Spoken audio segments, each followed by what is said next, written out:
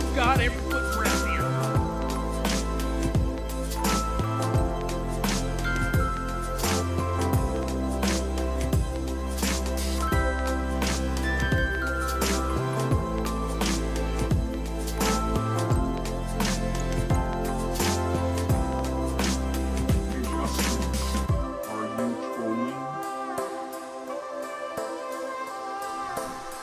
Justin FREAKIN is a formidable voice in the culture.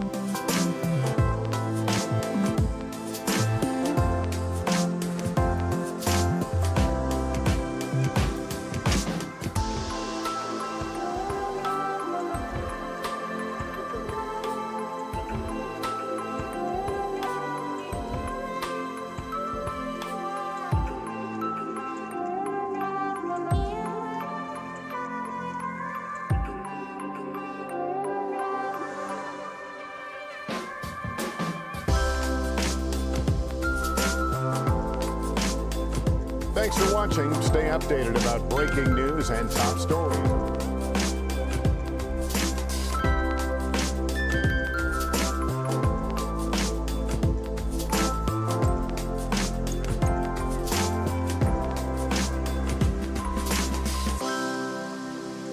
You live in sexual anarchy.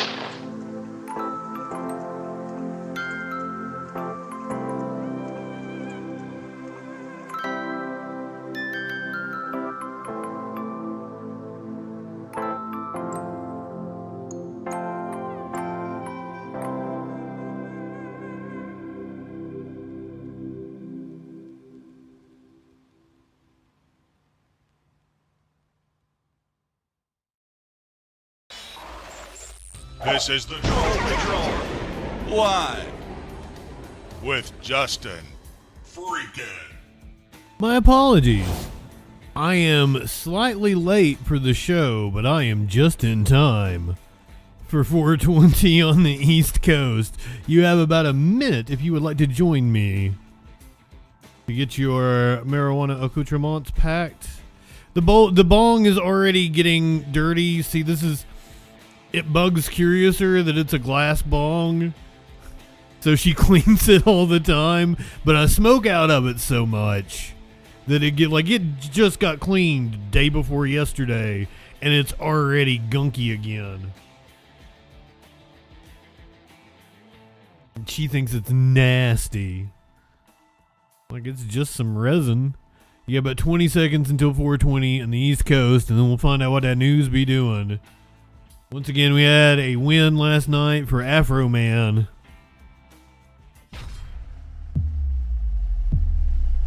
It's 420s for him.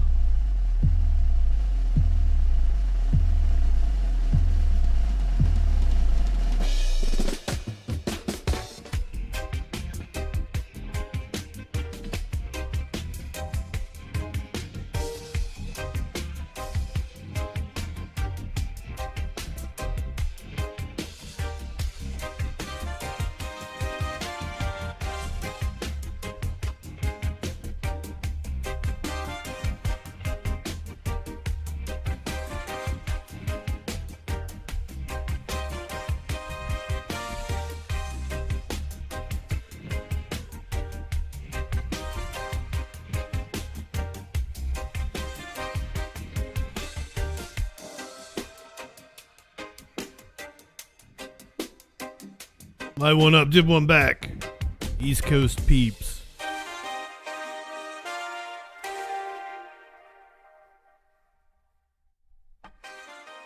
We get to celebrate with our friends on YouTube Vertical. Mr. Elwood. I would not smoke weed out of a pickle. I do not like pickles. Curiouser loves pickles. She always gets my pickles when we go to restaurants. So it works out, cosmically it works out well. She gets extra pickles, I get like, ooh, get this nasty thing away from me, and she touches it and I don't have to. Cause I don't even want it, like, I would prefer it not to touch my food. Definitely not already be on my sandwich. I do usually ask for veg on the side. Like if you get a sandwich, you can ask for the toppings, because I don't like to get a menu item the way it's not meant to be ordered, especially because like that's if you're at a place where a chef has put thought into their menu, then that's insulting. Get it the way it comes. Get your the toppings on the side. You get a burger, get your lettuce, onion, tomato, yada yada, get that on the side, and then you can just put whatever you want on your burger. You're not insulting anybody. What's the craziest thing I would smoke? Do you want to know the craziest thing I have smoked out of, or the craziest thing I would? Because like you would have to like propose some things to me. I would smoke out of a woman's asshole if I could. Is that even? Where's the bowl at? I don't even know. What is the craziest thing I've smoked out of? We made a gravity bong one time, but I don't think that's crazy, right? You take the top of a like a milk jug, and you've got like one of those. What do you call those? Like industrial, like fucking like 5-gallon buckets, right? You got one of those. You got the milk jug, and you fill it up, and you got like a water hose and shit. You make a gravity bong. Definitely done that. Done an apple. That's pretty common. Definitely we've had to come up with pop cans in the past and shit. We've had to come up with shit before. The night I dropped acid, the first time I dropped acid, I tore a page out of like my childhood Bible, one of the blank pages, and rolled it up, rolled up a joint with it because I thought I'd see God. Like fucking, you get so hyped up on what acid actually is from like media and shit, and then when you actually do it, it's just wavy.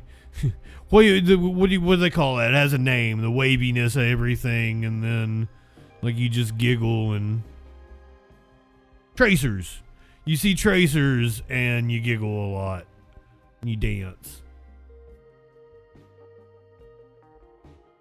At least that's what I did. I got a little introspective. I had this canvas of myself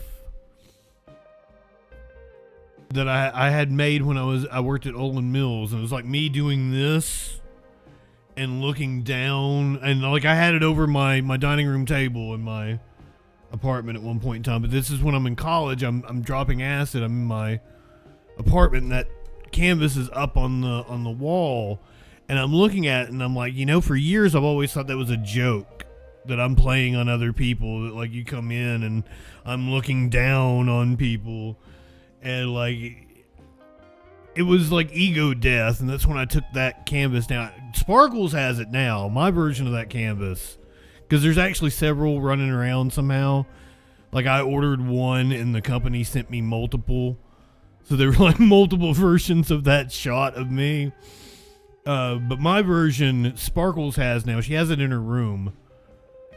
She thinks it's funny that people come, oh, that's Muffins, he's gonna watch us fuck, kind of deal. Hilarious. Indrid Cold. Jeffrey Epstein is your uncle for realsies? Will you call in and tell us about him? Did he touch you when you were a little kid? I've got cats all over me. Are you guys? Oh, Maynard's being a shithead and he's chasing Socks. That's why Socks has come for protection up here. Smokey was already in my lap.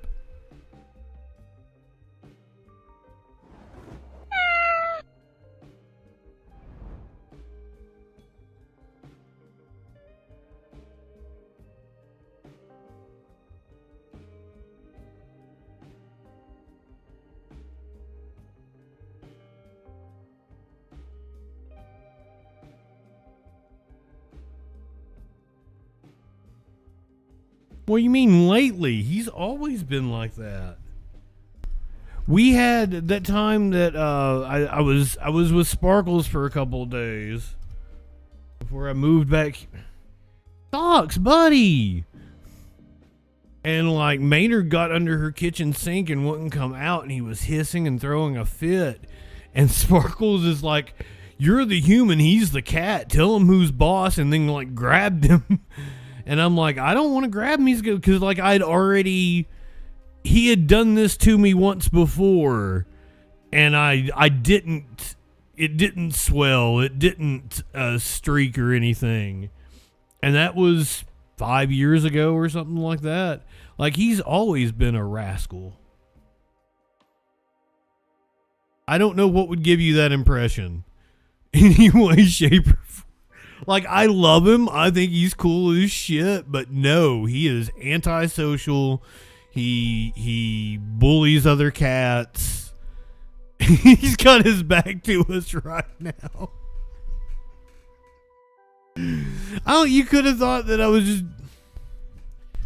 Socks is rubbing up against my mic arm, like right here. He's right here, right off camera. And maybe that's what's making it fall down like that. Buddy!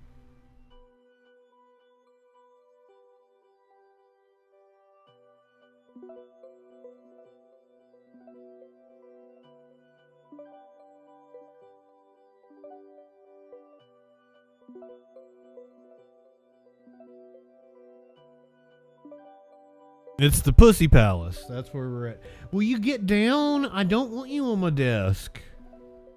You can come lay in my lap, but I know you're not going to. I'll bring you over to my lap and you'll get down.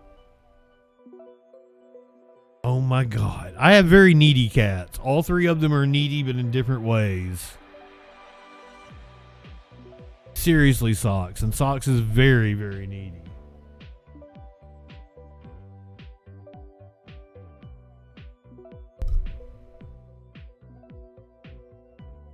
Oh my God. Dude, I got a show to do.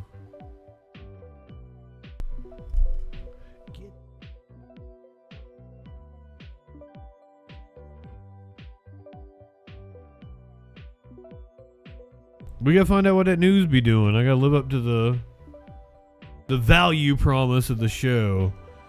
I guess we'll start off with yesterday's briefing from Pam Bondi that has apparently riled people up. So this was like after the stream ended last night.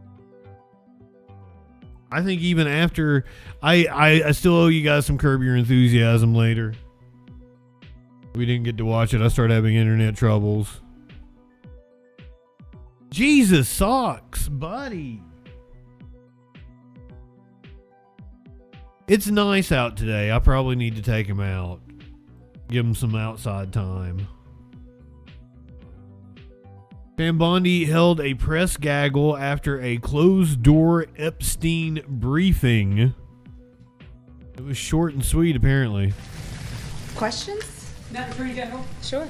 earlier this month, a bipartisan group of lawmakers on the House Oversight Committee voted to subpoena you to appear for a closed-door deposition. Do you plan?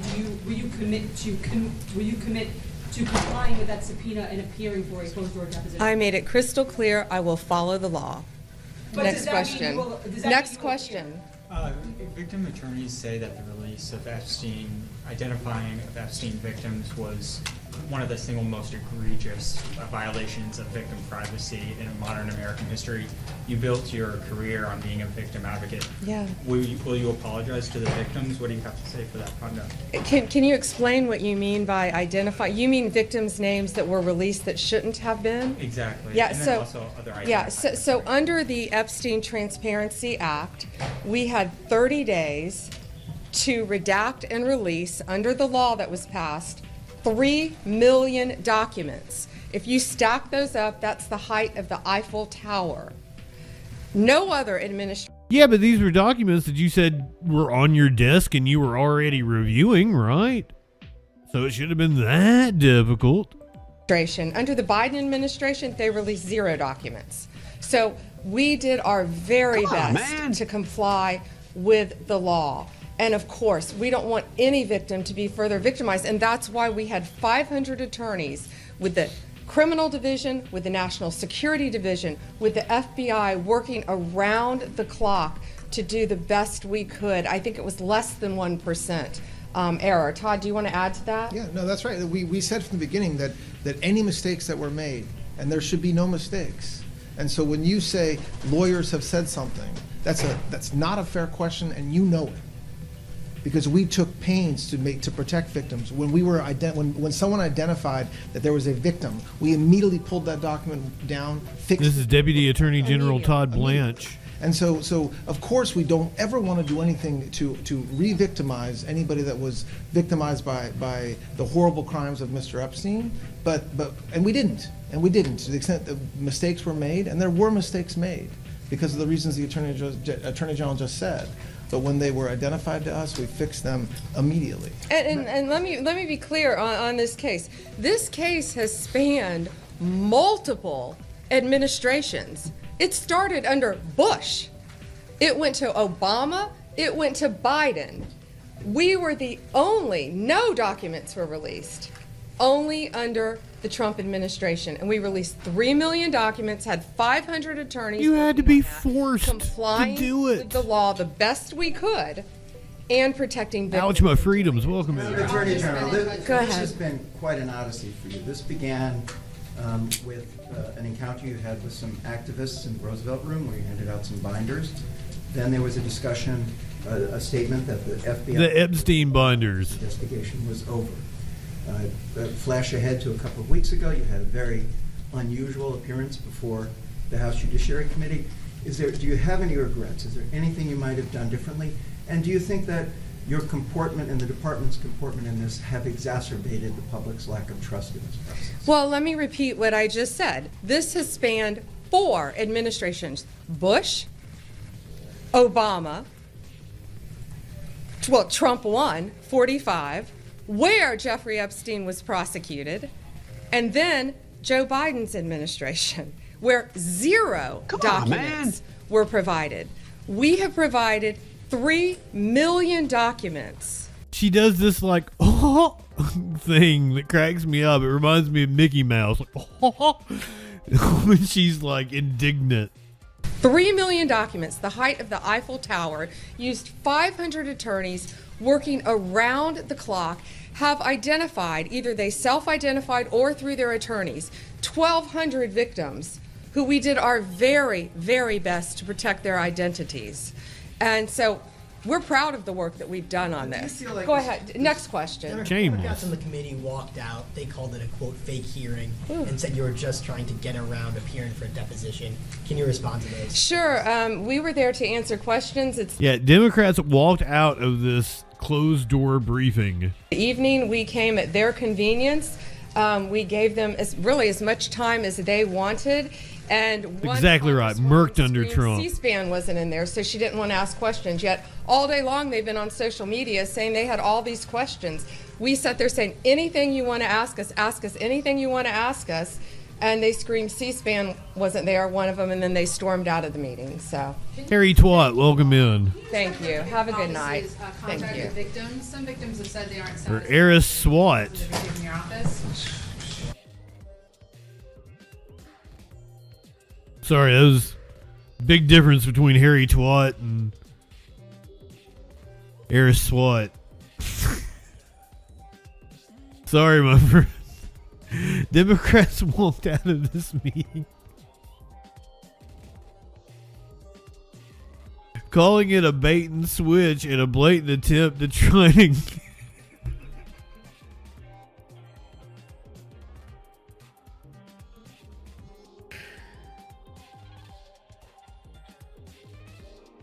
I'm sorry, friend. I'm glad you're still here with us.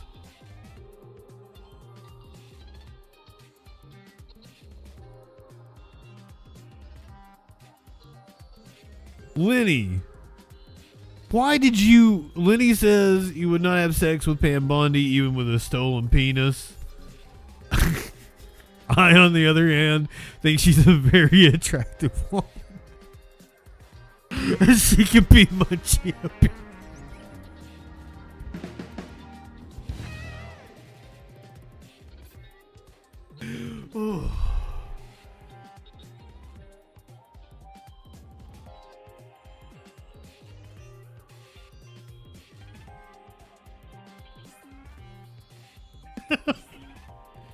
I'm lovable.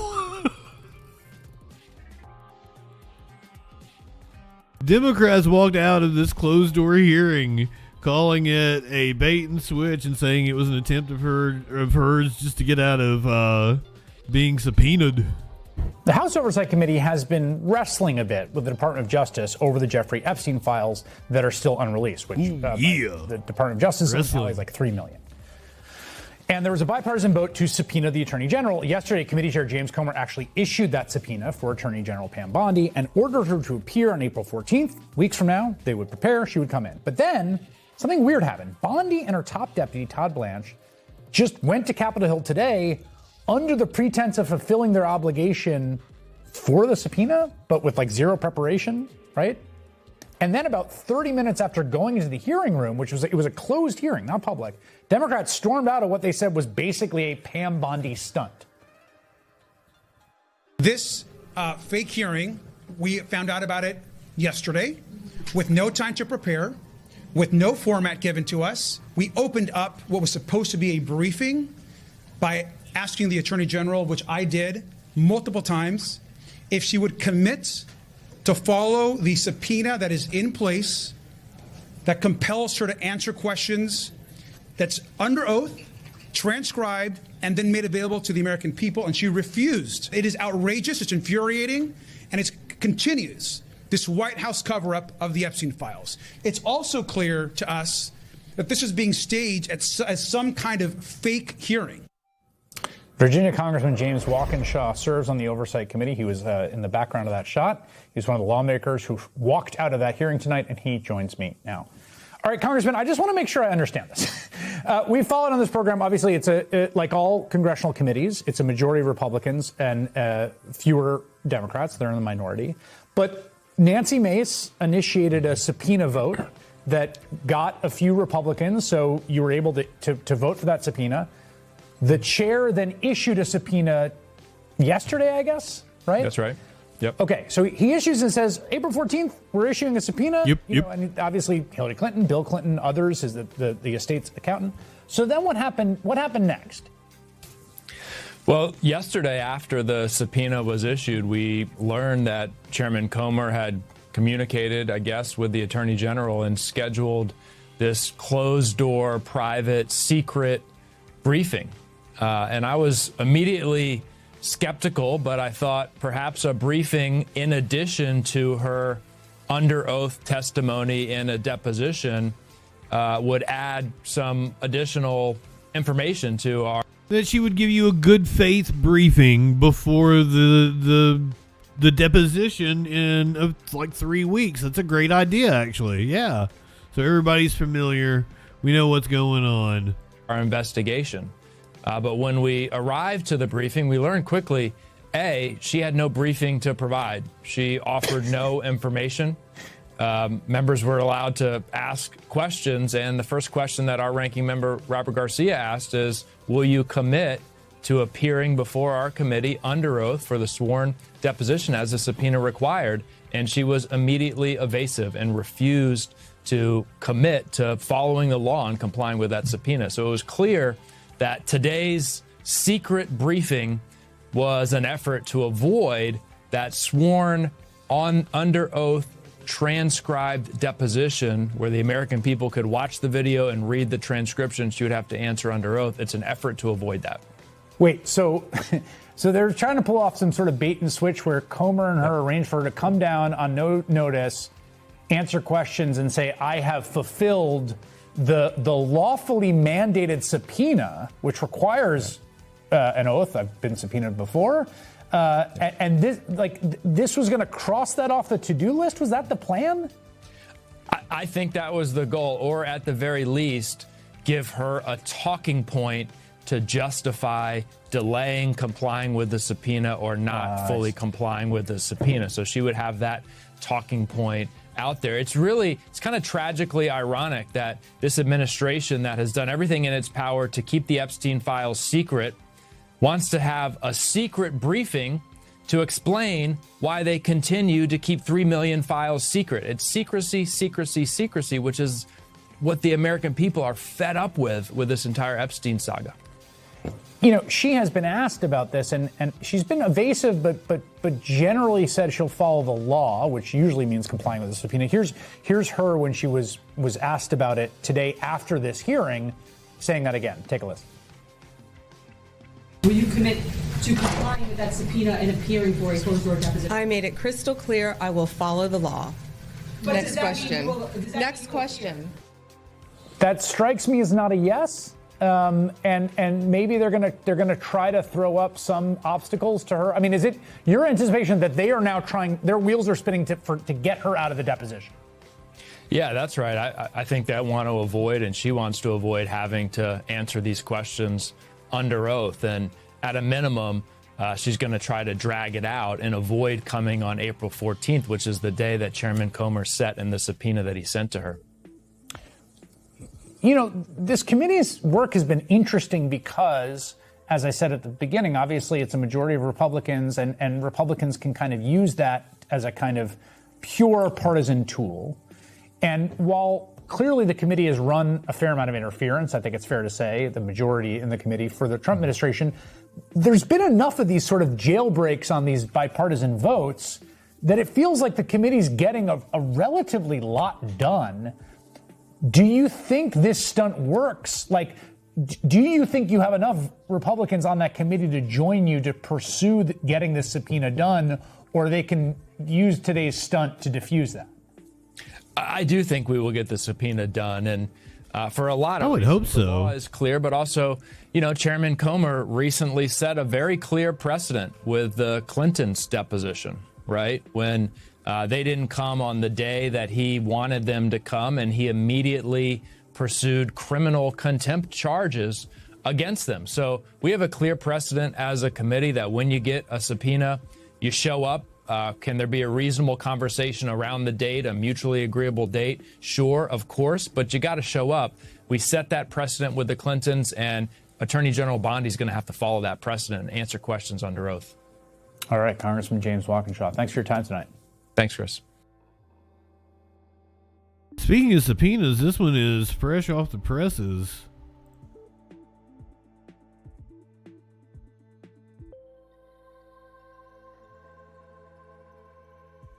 Former FBI Director James Comey has been subpoenaed. Now, remember, he was indicted, and then those charges dropped.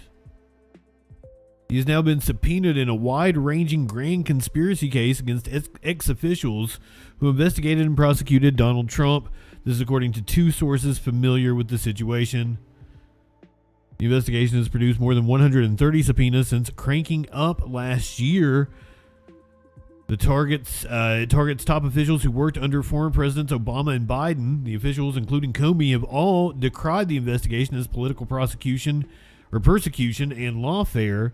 The Trump administration's grand conspiracy theory posits the Democratic officials bent the rules, broke the law, and lied under oath to investigate, prosecute, and otherwise undermine Trump from his election in 2016 through his federal indictments in 2023. The Comey subpoenas issued last week relates to his alleged role in the drafting of a January 2017 intelligence community assessment concerning Russia's election interference that favored Trump. I can't believe we're still talking about this. The assessment referenced the now widely discredited Steele dossier, whose inclusion ran counter to fundamental tradecraft principles and ultimately undermined the credibility of a key judgment, according to a tradecraft review completed in June under Trump's current CIA director, John Ratcliffe.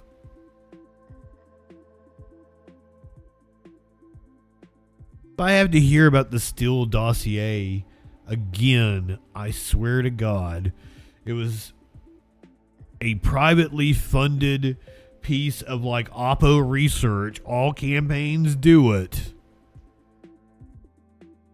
When you do it on Trump, apparently it's something underhanded. It started as funded by the Republicans, and then the Hillary Clinton campaign took over funding it. And it had like things like, the piss tape existence, which once again, the claim in the dossier is not that Donald Trump got pissed on by prostitutes. The claim is that there was a bed in Moscow that Obama had slept in when he visited, and Trump hired prostitutes to piss on the bed, and he watched. And I totally believe that. That sounds plausible. I know Donald Trump's a germaphobe. I don't think he got pissed on. I totally believe he's a petty motherfucker and had some prostitutes piss on a bed that Obama slept in.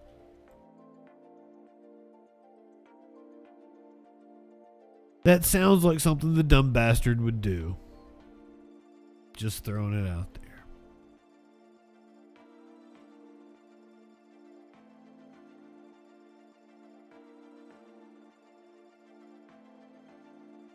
Harry Enton, our favorite twink. I've went from Karnacki to Enton. I like Enton now. He's gonna tell us the polling on Donald Trump. Prices at the pump, the national average up another 4 cents to $3.88 a gallon. My eights are very bad there. That, of course, the price of gas. This is diesel right there, which is even more expensive. But it gets to the... Oh, God, they've got a ticker sponsored by that Kalshi shit. I hate the future. I thought I would love the future. I hate the future.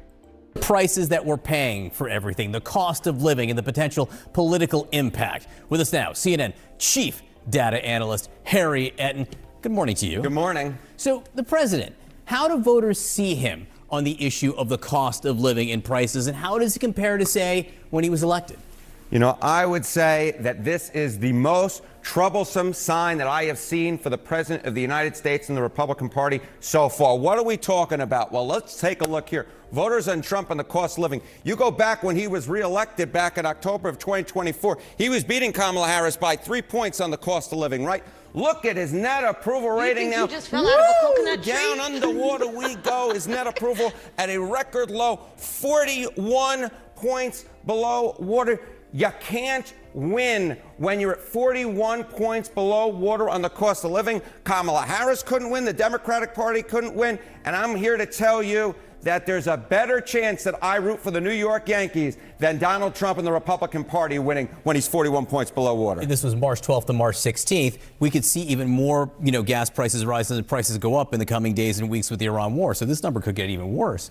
What about independence? Yeah, what about independence? You think this 41 points below water is bad? Take a look at independence. It's even worse. I mean, 60 points underwater when it comes to Trump and the cost of living among independents. Again, a record low. You go back to October of 2024. He was winning on this issue over Kamala Harris by 11 points. Look at that switcheroo. That is a 71-point switcheroo in the wrong direction for Donald Trump when we're coming to the cost of living and independence. And this, my dear friends, is just a political nightmare waiting to happen for the Republican Party come the midterm elections. I mean, why? Do people really care about the cost of living? Yes, they do, Mr. Berman. They do care about the cost of living. Why was Donald Trump reelected back in 2024? It was the cost of living. It was the number one issue, okay? Number one issue, top election issue, cost of living. 38% of Americans said it was so back in October of 2024. Look now, it's the same percentage. If anything, it's a point higher, though it's within the margin of error. 39%. Simply put, I am saying this loud and proud. You cannot win an election when you are the incumbent party and the top issue is the cost of living and you're the president of the United States and you're... Yeah, I don't think they plan on winning an election, to be honest with you. Underwater. I mean, you're with Greg Louganis at this point, and or at least not a fair and free election. What, are you kidding me? You cannot win. If you're the president and you're the Republican Party and you're not addressing this issue, wave adios amigos, goodbye, see you later, your House majority, and may very well be your Senate majority as well. You're saying it loud, which is very unusual for you. I know, it's extremely unusual. A lot of coffee this morning. Let's talk about inflation and what the prediction markets are saying, what direction they see it going forward. Yeah, okay, you talk about 60 points underwater, you talk about 41 points underwater overall. When we're talking about what the prediction markets, Kalshi prediction markets have, Chance March's CPI year over year is above February's 2.4%. It's going in the wrong direction. 95% chance that inflation rises in the month of March. So you got the number one issue that is killing the incumbent party, killing the president right now, and it is going in the wrong direction with gas prices going higher. I'm just going to lay back on my Yiddish. Oy vey. Yeah, no, the political cost of this could be going up soon. Harriet, and thank you. He pulled out the Yiddish. We are tracking rising gas prices amid the war with... You know it's bad when Harry Hinton pulls out the Yiddish. Three-time Trump voter says, apparently, I'm an idiot. When confronted. Yes, apparently you are an idiot, sir. More than we've been in 7 years. Gasoline prices and oil prices, not just the three states that I talk about, with $1.99 a gallon. How would you like to have $1.99? That's the equivalent of a very major tax cut. But here promising $1.99 a gallon gas. Now, that was President Trump in Pennsylvania back in December, touting low energy and gas prices. Today, the average price for a gallon of gas in Pennsylvania is $3.76, according to AAA. That's higher than last week, and it's up more than 60 cents from a month ago. NBC News senior national politics reporter John Allen has been speaking with Pennsylvania voters. He's been out kind of on a road trip here in Millersburg, about 25 miles north of Harrisburg. He joins me now. And John, I understand you're sort of in a Trump supportive part of Pennsylvania, and there are a lot of those in Pennsylvania. What are you hearing about how people there are feeling about gas prices, and are they factoring that in how they view the war in Iran? Well, first, Kelly, I would be remiss if I did not wish Kelly O'Donnell a happy St. Patrick's Day. Right back at you, my friend. Happy St. Patrick's Day. I'm genetically required to be in green. Pennsylvania. And, I'm sorry. I can't Go ahead, see you right John. now, Go but ahead. I'm You're sure on the you road look trip lovely here. and green. Okay, so so there's a slight delay on the IFBs, and that's what causes that. I'm in Millersburg, Pennsylvania. The reason I'm here is it's a swing district, Pennsylvania's 10th district in a swing state. President Trump won this district by about 5 points, but the local congressman, Scott Perry, is in danger of losing the midterms. And we wanted to talk to people about their feelings about gas prices, about the war. You mentioned Pennsylvania's average gas price, about $3.76 a gallon right now. We went to like the cheapest place around $3.54.9 a gallon here, and talk to folks. Better you hear from them than from me about how they're feeling. Let's roll the tape. The decision to strike Iran. It was a great decision. I think somebody else should have done it a couple of years ago, the last 3 other presidents. Are you willing to? It was a great decision, he says. If that's the cost. Yeah, I'm willing to pay a little more. Yeah. What do you think about the war? I think he's doing the right thing. You know, in the long run, it's going to help us out because if they get nuclear weapons, we might not even be here in a couple of years. So I think he's doing a good job. Is it worth the rise in the price of gas? Yeah, I think so. What do you think about the U.S. decision to go into Iran? I think we got to do what we got to do to keep this country safe. So, and if it means paying a little bit more in gas right now to keep everybody safe, then that's what we got to do. And eventually they'll come back down. And Kelly, most of the people we talked to were supportive of the war and willing to pay the higher gas prices for the war. Some of them because boy, was this depressing. War, others because they trust President Trump. But not everybody felt that way, and not everybody's excited about Trump here, and not everybody's planning to vote for Republicans in the midterms who supported Trump. Let's take a listen to one more woman who we spoke with. If you could say something to President Trump and he was going to hear you right now, what would it be? You're a worthless pile of And you voted for him how many times? 3 times. That was my bad. Apparently, I'm an idiot.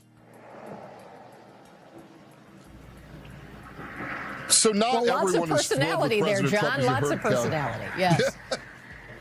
Right. Not everyone's thrilled with him. That was a voter who voted for him 3 times. She went on to talk about the gas prices. She went on to talk about the war, about not supporting the idea of us in, basically going around the world. So a lot to process there. But this is going to be the real pressure test for President Trump and Republicans in the midterms, is how many of the people who voted for him are A, sticking with Republicans, and B, going to show up in the midterms. And I think that's still an open question here, just several months out from those midterms, Kelly. Nothing is as valuable as actually going to where the people are and asking them what they think. So thank you for making the road trip. Fill up before you come back. We thank you for watching, and remember, stay updated on breaking news and top stories on the NBC Shut up, Tom News app, Llama. or watch live on our YouTube channel. Remember, we had that dude that resigned over the war in Iran, saying that Donald Trump lied to us? Elise Stefanik, GOP representative from New York, questioning Tulsi Gabbard earlier today. Ms. Stefanik. Thank you, Mr. Chairman. Director Gabbard, when you began your testimony, you stated that your remarks do not represent your personal beliefs. That's the first time I've heard that at a committee hearing.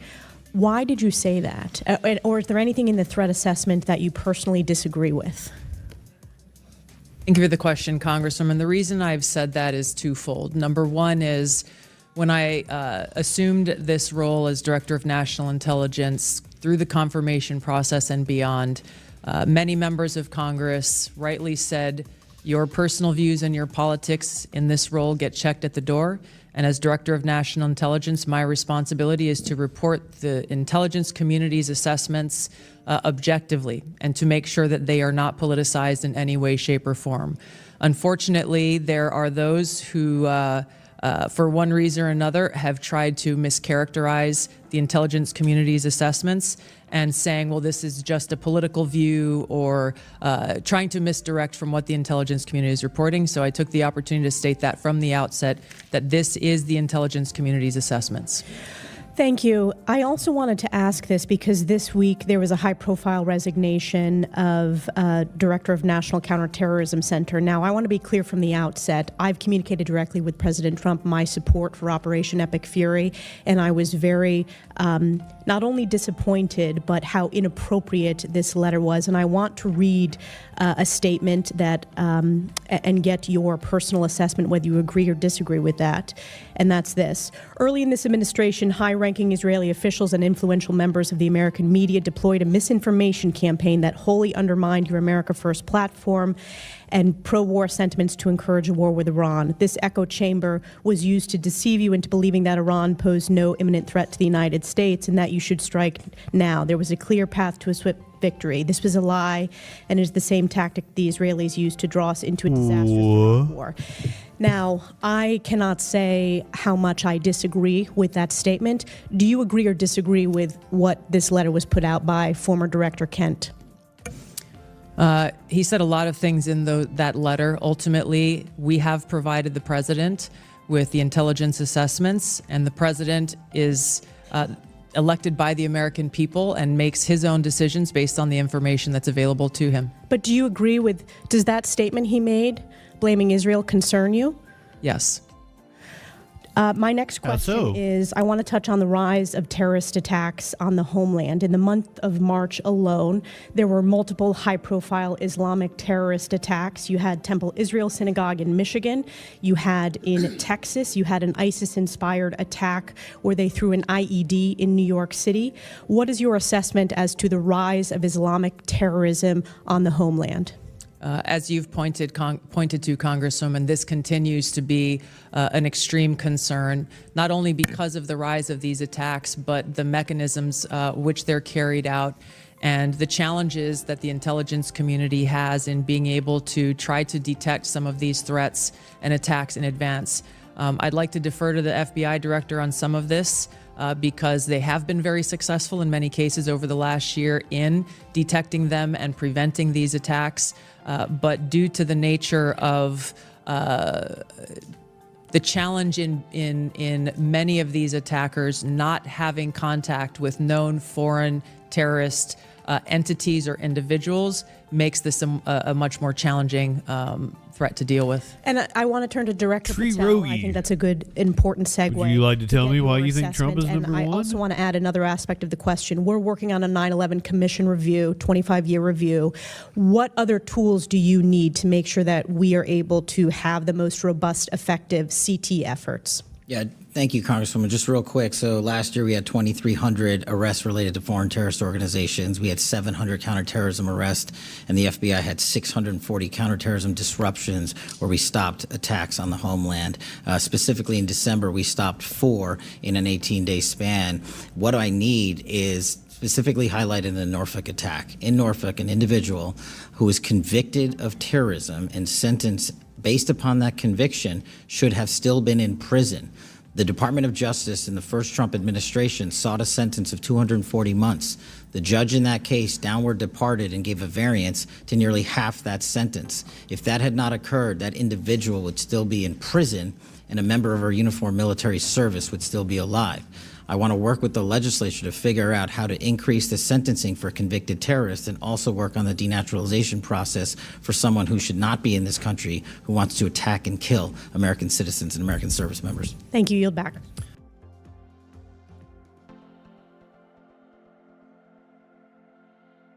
So that was the questioning of Tulsi Gabbard and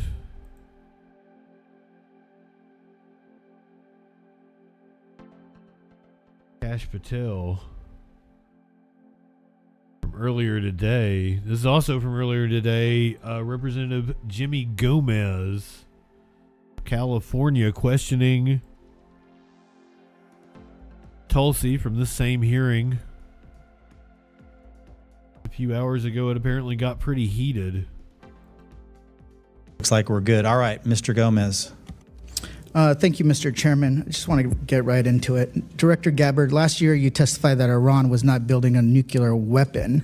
Do you stand by that statement? Nuclear.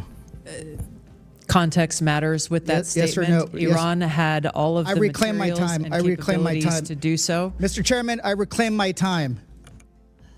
It's an easy answer. You either stand by what you said last year or not. It is a serious question that requires the totality Director Gabbard, of the information I reclaim my available. time. I reclaim my time. I don't like this dude. Did you, when President Trump was asked about your testimony, nuclear. It's pronounced nuclear. I stand by the intelligence Great. community's With that, complete assessment. Director Ratcliffe, when it came to the director's testimony, she said that Iran was not building a nuclear weapon last spring in Congress, and so the Supreme Leader has not authorized the nuclear weapons program. Do you agree with what she said or not? Yes or no? The director's right here. She can speak for herself. Oh, so I thought this was an intelligence community briefing. Let's move on. Trump also said he didn't care what you thought or said. Nuclear. It's pronounced nuclear. Should he care about what you have to say when it comes to intelligence? I continue to provide the president with the intelligence community's assessment. Red Horseman, welcome in. So let me just kind of get this straight. The department. No, fighting is the sign of a very dysfunctional government. Government hearings are supposed to be boring. They're supposed to put us to sleep. They're supposed to be about allocating funds to roads and schools and bridges. They're supposed to be incredibly mundane and boring. It is a red alarm that our hearings are like this. And I say that as someone who makes political content. I would like our politics to be a lot more boring. And you said that Iran was not building a nuclear weapon last year. President Trump said he didn't care what you thought, and you were wrong. They engaged in Operation Midnight Hammer. He then says it was obliterated. We hear later reports that in open source reporting that it was only set back by a few. I engage in Operation Midnight Hammer quite often. War. He said that they were weeks away. I just want to kind of get a sense of were they weeks away of achieving a nuclear weapon? Yes or no? Congress. Nuclear. It's pronounced nuclear. Congressman, this is a serious matter, and you've made some very serious mischaracterizations yes here. or no? Were they weeks so away? It would be yes a or no? disservice to you and the American people to answer this question with a mere yes or no. Reclaiming my time. Were they weeks away or not? The American people need to know if this was an imminent threat or not. If they're weeks away or not. If they're months away or not. None of this dodging. Were they an imminent threat? Yesterday you said that only the president, the only person who can determine what is an imminent threat is the president of the United States. Do you stand by that statement? Yes, I do. Director Ratcliffe, do you agree with that assessment? That the president is the only person that can determine if something is an imminent threat or not? The president's commander-in-chief gets to make a decision about what's an imminent threat. The intelligence community, the intelligence. Reclaim my time. Reclaim my time. Intelligence community has provided a body of intelligence that supports the reason why the decision is that if the president can determine and ignore what you're doing, why do you guys even have a job? Why do you even advise them? So you're saying tomorrow the president of the United States can say China is an imminent threat, and then he can take his own. No matter what the intelligence says, he can take his own action. So that's what you're basically saying. Okay, let's go on. Director Gabbard, you said that North Korea has intercontinental ballistic missiles that can reach the homeland. Yet, the Defense Department said that Iran was at least 10 years away from achieving an intercontinental ballistic missile that can reach the homeland. Which one is a more serious threat, North Korea or Iran? These threats are taken within the context of the in total body of intelligence reporting. So that's it should be, and that's my point. It's not just about having the capability of building a weapon. It's if they can actually deliver that weapon, if they can, they have the intention of doing that. How many weeks away are they? We haven't heard that there were weeks away. We haven't heard that there were months away. But that's what we're waiting for.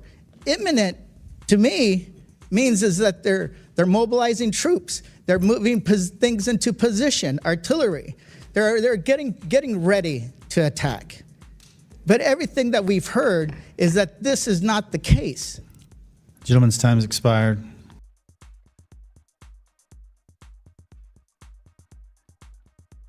Well, I don't like him. He's a Democrat from California. Seems very weaselly. Iran wasn't a threat. But, you know, now that we have attacked them, they are actually being very strategic in their attacks against us. And yesterday apparently carried out a devastating attack against an allied oil field. On a beach in Dubai, bystanders hear the now common sound of an Iranian drone's distinctive buzz. Cell phone footage captures it flying low overhead, chased by an Emirati jet. Wow. Don't worry, man, don't worry. It's gone. Action is over. It's an Iranian Shahed drone. They're cheap, mass-produced, packed with explosives, and sent on one-way missions.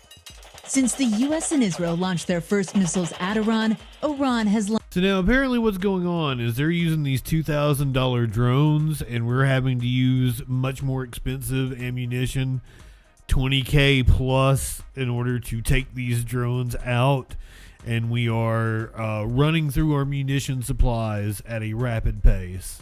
Launched hundreds of them in retaliation. An NBC News analysis shows the U.S. and their allies appeared unprepared for the threat of these cheap drones, which are proving highly effective. And that we're having to consult with Ukraine on how to fight back. Verified and examined more than 24 drone strikes captured on video and found that Shahed-style drones have hit a wide range of strategic targets, including U.S. military bases, airports, and energy infrastructure. And they aren't doing these haphazardly. Expert Kelly Greco about what these are videos very show. strategic targets. When you look at these Iranian missile and drone attacks, it's easy to think that it is sort of random and just looks like chaos and an adversary trying to lash out. But when you look at more closely at what they're actually doing and you look at their target set, you can see that it's actually remarkably coherent and it has a clear strategic and operational logic. The majority of successful strikes confirmed by NBC News are close to the coastline, and that's happening for a reason. Iran is launching Shaheds on short-range flights across water, which makes them harder to detect. If you are even delayed in your ability to detect it, it reduces the number of options you have in terms of how you might intercept it. Most Iranian drones are shot down, many even destroyed on the ground before ever getting launched. But videos show that U.S. and allied forces are destroying Shaheds with weapons that are much, much more expensive and harder to replenish. A Shahed drone can be built for just $20,000. In the video from the Dubai beach, the Emirati F-16 fires a missile costing more than $400,000. Shahed-style drones have been around for years. The Ukrainian military uses cheap interceptor drones to destroy incoming Shaheds from Russia, but it took the U.S. a full week after the war started to ask Ukraine for help and expertise. In that time, Iran had already launched hundreds of drones. We don't have, the cheaper options that we need to try to intercept these things, particularly at scale. And so we have been caught flat-footed in that way. And in many respects, it's inexcusable, given we've had 4 years to learn from Ukraine. So now we have low-cost interceptors effectively combating Iranian drones?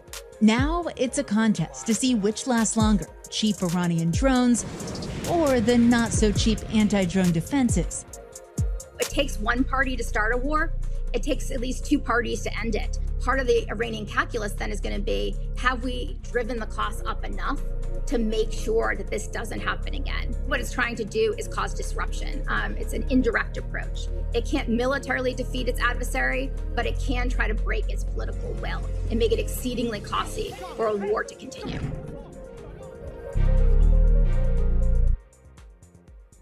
That was a very good piece, but it didn't go into the specific strike against the.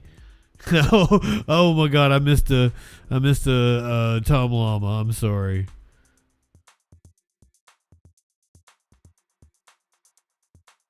I'm slacking over here.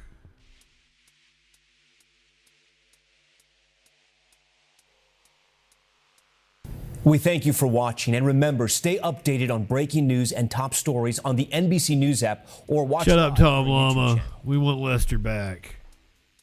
Bring back Lester. At least on the end screen, he can keep his job as the anchor. I just want Lester back on the end of the video so I can tell him to shut up. I'm hoping Lester is enjoying his semi-retirement. Iran launched strikes on the LNG plant in Qatar, expected to drive oil prices even further. What damage then do we know has been done, Anthony, to the Qatari installations? Good morning. Yeah, that's right. The Qatar's Ras Laffan area was hit last night, and that's a huge area which has multiple LNG export trains. So these are the facilities, lots of pipes, lots of high pressure towers where they take the gas, natural gas extracted from Qatar's biggest offshore field in the world for natural gas. They take that gas, compress it and cool it down so that it can be turned to liquid and then put on ships. So those are highly complex facilities, very susceptible to damage if any of those pipes or pressure units are damaged. They also have there the Pearl GTL plant, which is a plant run by Shell. At the time when that was built over a decade ago, that was the single biggest investment in Qatar's energy industry by one company at one time. That was sustained severe damage, according to Qatar Energy, the state company, and as well as Shell, which has just said it's assessing damage at the facility. So we have some damage at various facilities there between the LNG as well as the gas. 20 to 50K each. That field, the Qatar's North Field, is the Qatari side of what Iran calls South Bars. So that is the world's largest field, and that was what was attacked. Take out something that's costing Iran 2K. Military yesterday, and that sparked the retaliation by Qatar on the gas field and on U.S. interests as well. Of course, ExxonMobil is one of the U.S. companies that's a big shareholder in some of those facilities in Qatar. In fact, Qatar Energy even named one of their biggest LNG carriers after Rex Tillerson, the former Exxon CEO and former U.S. Secretary of State. Anthony, can you help us explain what's happening in terms of the spread widening, the gapping that we're seeing in terms of prices between Brent? The spread widening, the gapping. You live in sexual anarchy.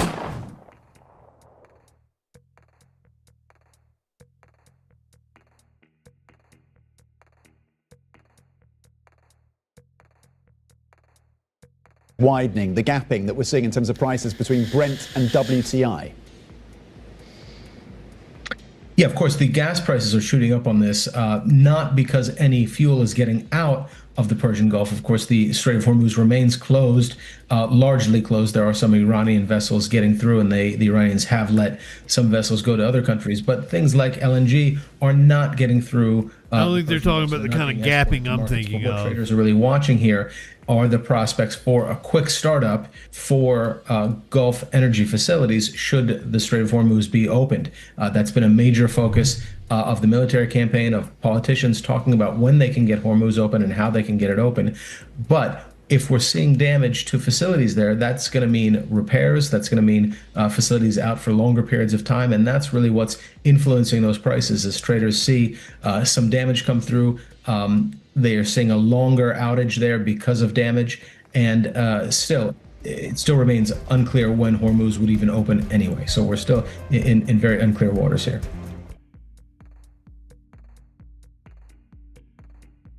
Very murky waters. Clear as mud is what he's saying. Trump responding to the Israeli strike in retaliation to that Iranian strike.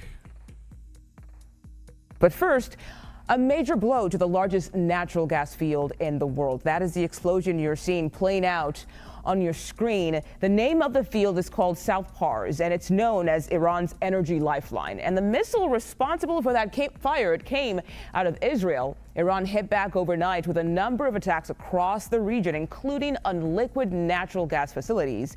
And oh, my bad. The White House I had my order blindsided mixed by up. the move from Israel. President Trump posted on social media saying the United States knew nothing about this particular attack, adding no more attacks will be made by Israel pertaining to this extremely important and valuable South Pars field unless Iran unwisely decides. Now, what they're doing is attacking the same, like it's the same natural gas reserve. Like it's just gigantic. It's the size of Qatar itself. It's like a basin.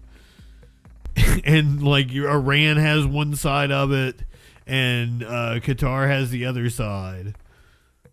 To attack a very innocent Qatar. If they do, the president promised to, quote, massively blow up the entirety of the South Pars gas field at an amount of strength and power that Iran has never seen or witnessed before.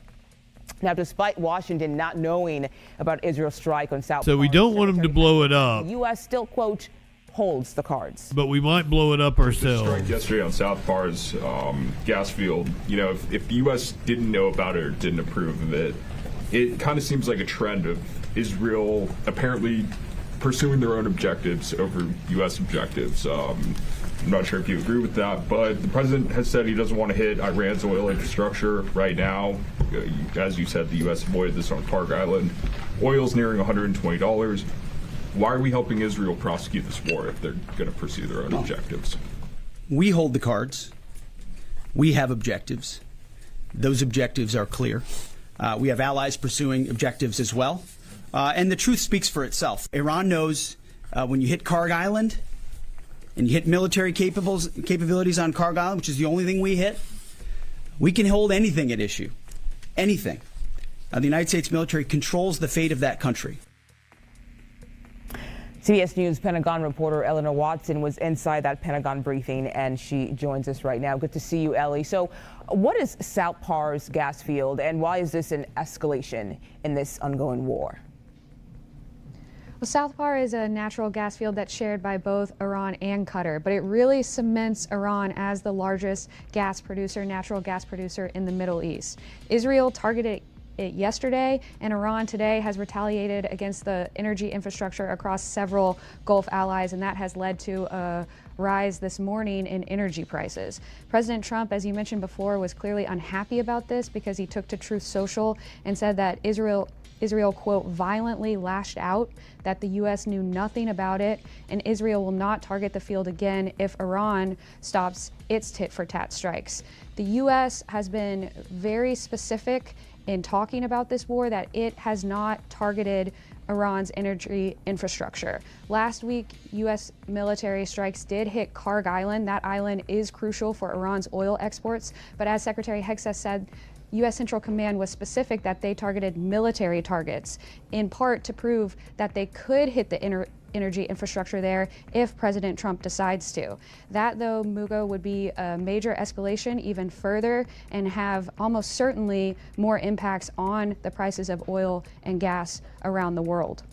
And Ellie, what else stood out to you during that meeting or that briefing with Secretary Hegseth and General King? The biggest thing to me was the dollar amount. Secretary Hegseth did not deny a report by the Washington Post that the Pentagon is expected to request $200 billion from Congress to fund this war. That's about, based on our reporting, 20 times the $11.3 billion defense officials told lawmakers last week that just the first week of the war cost. When asked about the $200 billion figure, Secretary Hegseth said that number could move, but he wants to ensure that they are funded for what has already been done, and he specifically mentioned refilling the munitions that have been used and funded for what they may have to do in the future. The other thing that stood out to me was that, and how much of that are we giving to Israel? On what General Kane said, the chairman of the Joint Chiefs of Staff, who was next to Secretary Hegseth, the main focus, or at least one of them, is reopening that Strait of Hormuz that we've talked about for a few weeks now.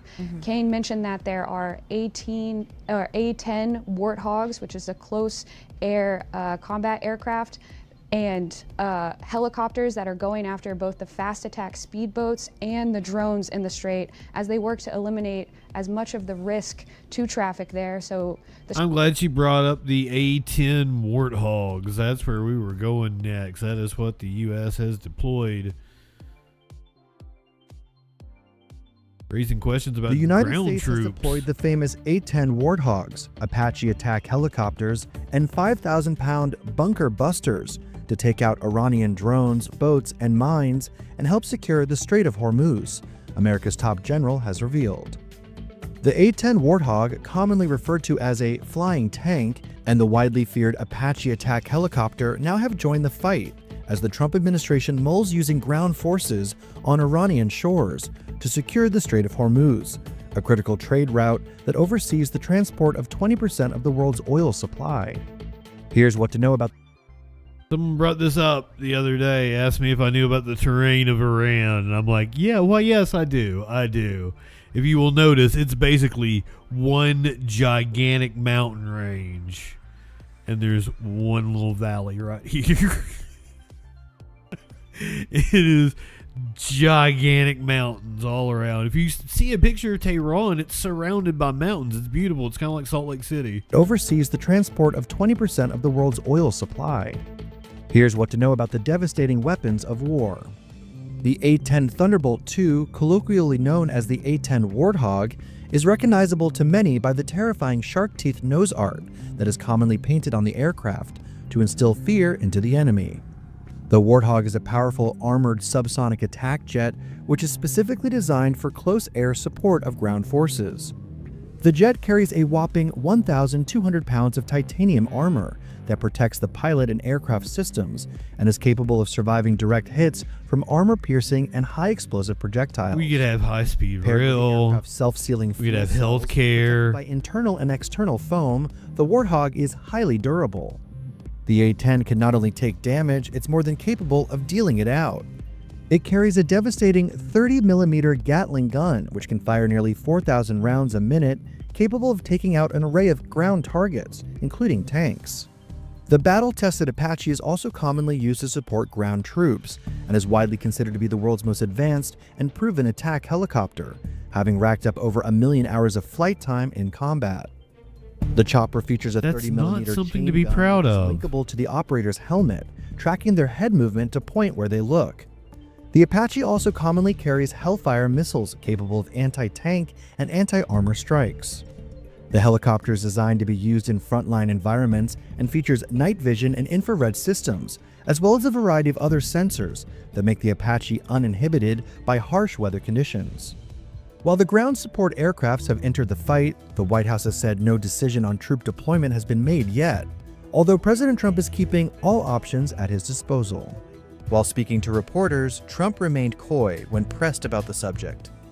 No, I'm not putting troops anywhere. If I were, I certainly wouldn't tell you. Trump has called on America's allies and Iran's oil buyers to deploy their own naval units to secure the Strait of Hormuz, but the president has received lukewarm responses or outright refusals to get involved in a hot war. And just seeing that advanced military weaponry and knowing that children go hungry. Fuck, veterans that operate that military weaponry will go hungry in the future because we don't take care of people in this country, but we got plenty of money to go. And the problem's gotten worse. You know, I got radicalized by the Iraq war. They didn't even try to sell this war to us. They just went ahead and took us into it. As I think it was Mehdi Hassan was on with the Majority Report the other day, was talking about, like, you know, at least Bush had the common courtesy to go to the UN and to at least make a show for Congress. Trump didn't even do that. And we have feckless opposition leadership like Hakeem Jeffries over here. Thank you. I just wanted to go back. This was just a couple hours ago. You said Democrats will bring it up in short order. Will that be identical to the last Iran War Powers resolution? And could you just give us any details about that process there? Well, I'm not going to get out ahead of the sponsors of that War Powers resolution, but it will be different in nature to some degree because we're now approximately 3 weeks into the war, and we've got a lot more information that can be presented to the American people as it relates to the concerns that they, of course, have had from the very beginning about Donald Trump's reckless war of choice, where there's no plan, no strategy, no objective.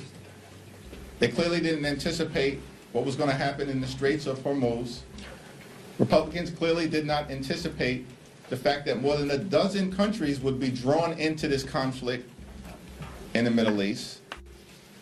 Regime change hasn't taken place, which was one of the stated goals. And now the administration apparently is threatening to send ground troops in to Iran, which we know will be a disaster. We always are going to support our brave and heroic men and women in uniform. But we have a responsibility to make sure that public policymakers within this administration aren't recklessly sending our troops into harm's way. I hate this guy. And so we look forward to a robust debate about whether to be in or out of this war. And House Democrats, as you've seen, are strongly opposed to this reckless war of choice. I'm pretty sure I wasn't using the term like hate 4 years ago, was it? About 4 years ago? 2022? Nancy gave the leadership position over. I think it was after they lost, right? She stepped down from leadership. They lost the House in 2022. Not high enough for this shit. Sports cards. I mean, I know we look back fondly on it now, but the W administration set the stage for what we're seeing now. There's actually a podcast I bookmarked it. I wanted to listen to. I think I bookmarked it.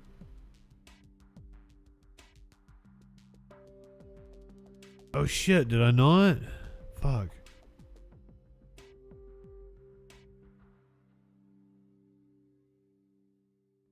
It was, God, now I can't remember what it was called.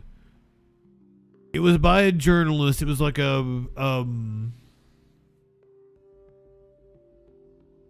was something Masters, and it was about how the military-industrial complex had kept giving the president more and more power to be able to go around Congress, to circumvent Congress, to be able to start wars. And now we have a president who considers himself a king that's sitting behind all this power that the military-industrial complex has been using to circumvent Congress. Ah, fuck. I'll have to find out what it was called. I want to say like I saw David Sirota or somebody like that share it out. Hyena, welcome in. I'm not high enough for this shit.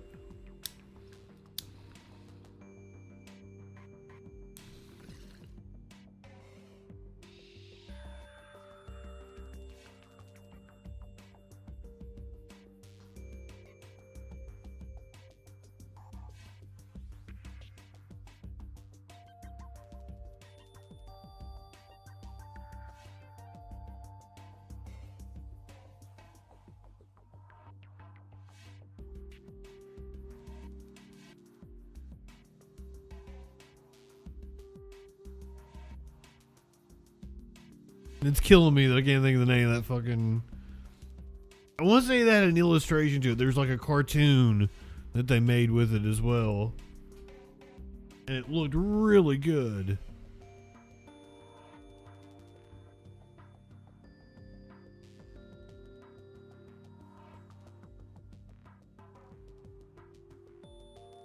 Master Plan, that was it. And it was David Sirota that yeah, it's a Lever podcast. Shelly, welcome in.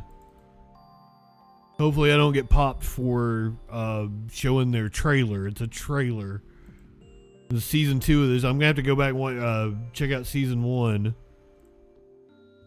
I have never been a quitter. Once upon a time, an imperial president was cast out of the palace. But all the president's men refused to relinquish the throne's power. I must put the interests of America first.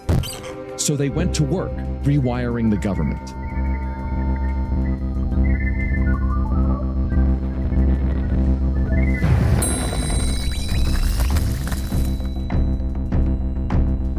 They didn't just take back the controls. They began building something new, something stronger. They gave the president the power to go around Congress to launch unauthorized wars. They ignored the law and cut secret arms deals. The Pentagon says millions of dollars worth of weapons were Yeah, they did. to the CIA for shipment to Iran. I am a firm believer, because we did not prosecute Nixon, because we did not prosecute Reagan. That is why we have Trump now. That's why Bush had the balls to do what he did. They manufactured vast new executive powers for a war on terror. I would characterize Guantanamo Bay as the least worst place we could have selected. The Obama administration's continuing a Bush-era policy authorizing the killing of U.S. citizens abroad. The goal of this master plan was to create an all-powerful president, or as some called it, the unitary executive. You're not going to be a dictator, are you? I said no, other than day one. So when a man longing to be a king took the throne, he inherited unprecedented powers to get his way. And those powers are now turning our world upside down. Welcome to Master Plan Season 2, The Kingmakers, how the presidency was turned into a monarchy. Search Master Plan in your podcast app to subscribe. The new season launches March 16th. All of it inevitably led to this. That looks really good. That's from The Lever, David Sirota. I'm going to go check that out.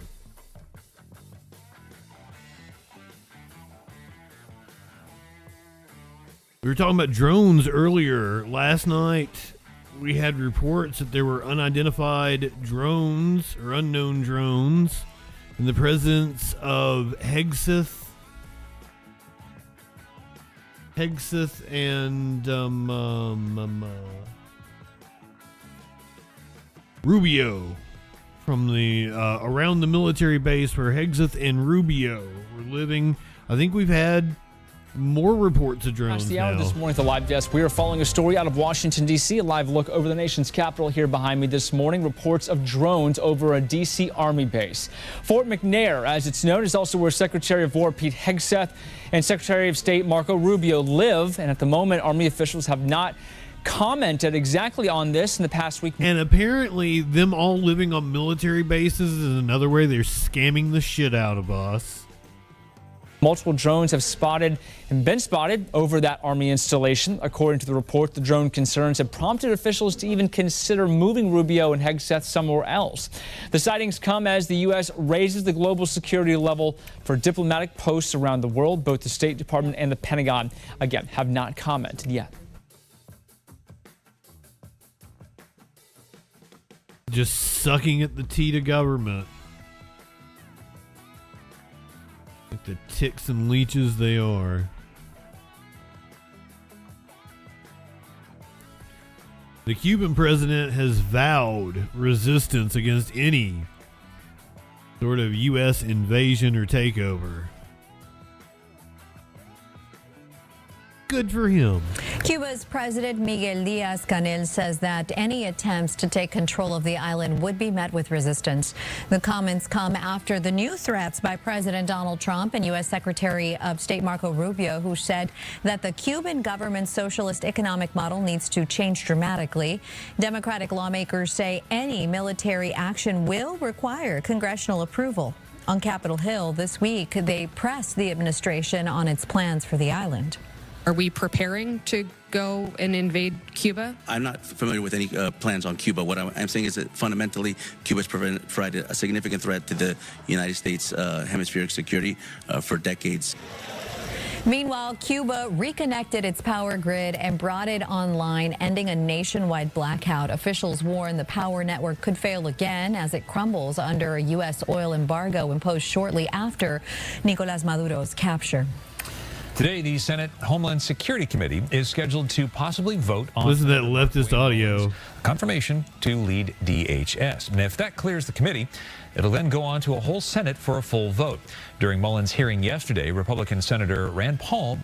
Mullen cleared that vote with the help of John Fetterman. So we watched clips from the hearing yesterday, but we did not get to the vote.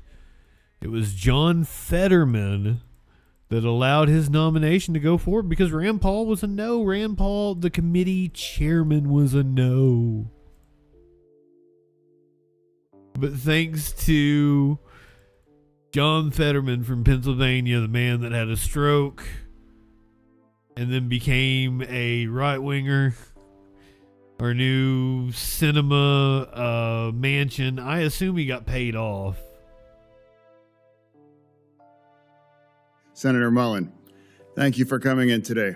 So, Americans don't like chaos, you know. America definitely didn't like the kinds of chaos. Well, so if they don't like chaos, why would you want the guy that threatens to beat people up during committee hearings? During the Biden administration at the border, you know, as a Democrat, I was come on, man. I was alarmed that there were up to 300,000 encounters at our border once a month, and that puts that in perspective. That's the size of Pittsburgh showing up at our border, and that's not sustainable, and that's not manageable, and it's making it possible for us to assimilate. And now, if you care about immigration, as I deeply do, you can't possibly provide the American dream for people when the size of Pittsburgh. You're from goddamn Pennsylvania. Once a month. That need to be brought under control. And that happened. I signed up that as a Democrat. The second part is rounding up all of the criminals and deport them. You know, I can't imagine why we can't agree with that as well too. That's another thing that I signed up. One name that often doesn't come from my side is Laken Riley. I agree for Renee Good, and I agree for Alex Petty, but I also deeply, deeply agree for Laken Riley and their family.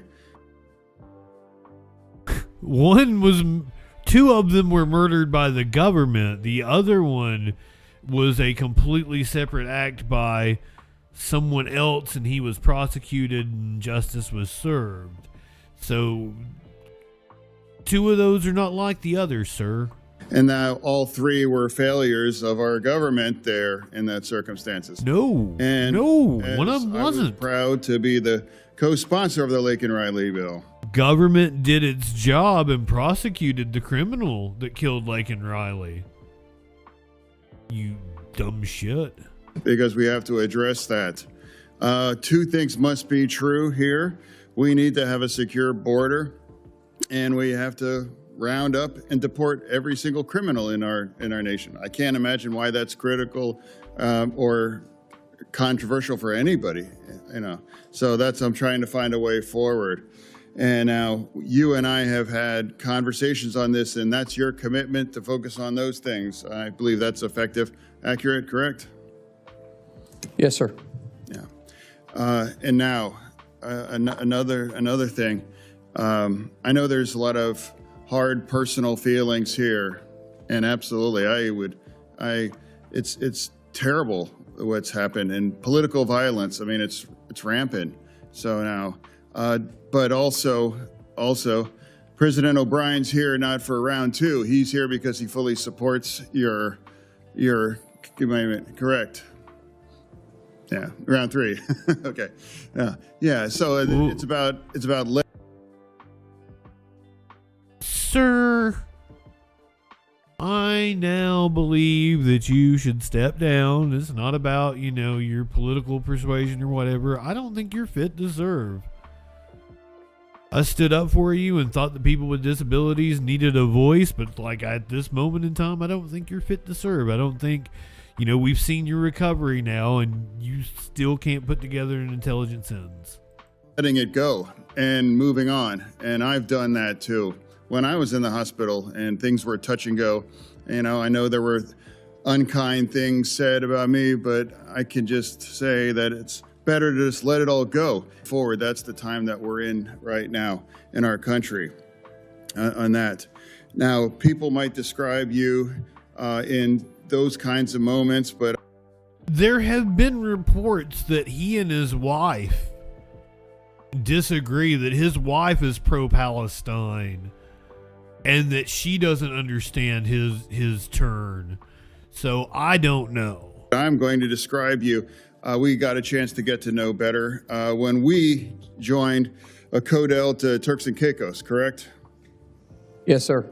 Exactly, and Soup. We did that because Americans were looking at over a decade in prison because they had a couple random bullets in their luggage.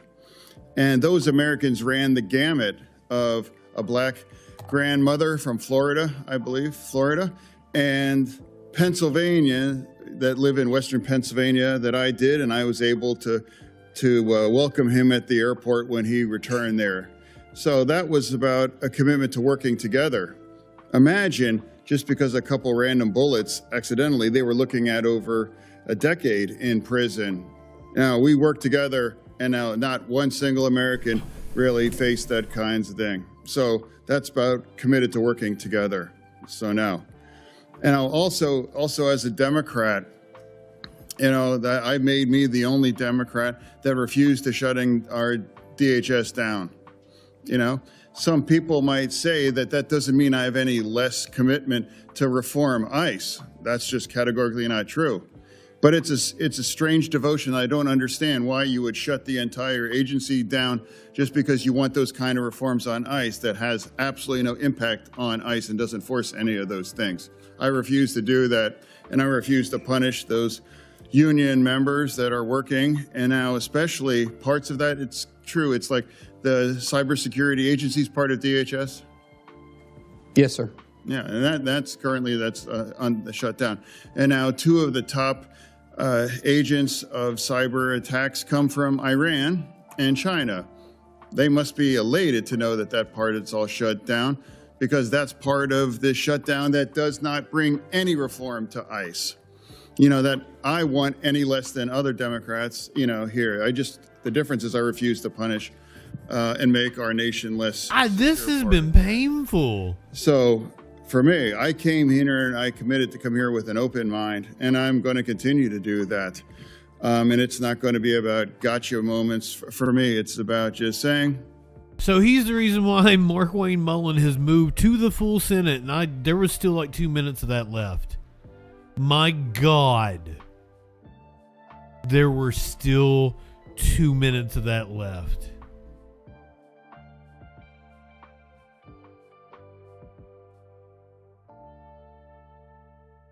Experience with you has been consistent kindness and professionalism. You know, the first time I met you was you and your wife behind you when I was here at the orientation here in the Senate. And even before you got the call for the big job. Now, by the way, he's talking to Markwayne Mullin. They didn't even give him a chance to speak. Just glazing him. He just glazed him the whole time.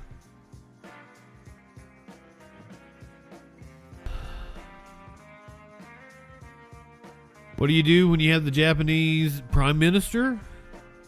Sure, Diddy. What do you want to talk about?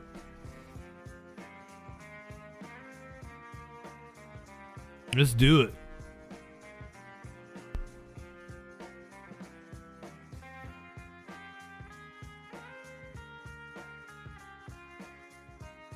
With a name like Diddy, it's bound to be good. Oh, it might help if I open up the phone lines, mightn't it?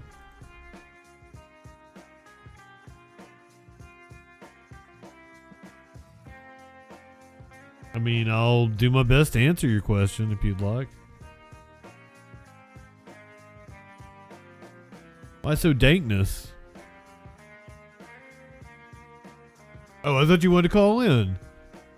Who would win the twerk off Obama in short jean booty shorts soaked in baby oil, or President Ford in some tight pink sweatpants from the mid-2000s after 3 pieces of cheesecake on a Saturday night.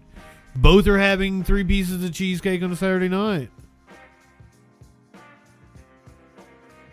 And this is Gerald Ford now as like Dancing Bones? Or are we taking Obama and Ford both at like say 40? Are we taking Obama and Ford both at the year they assumed the presidency?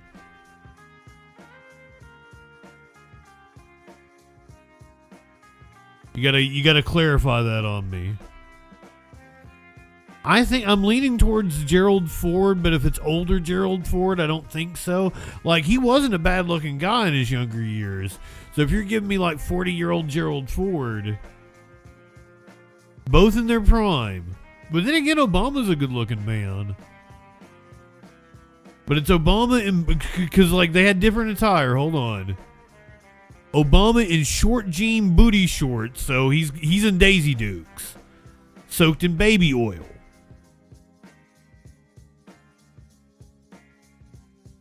And Ford is in tight pink sweatpants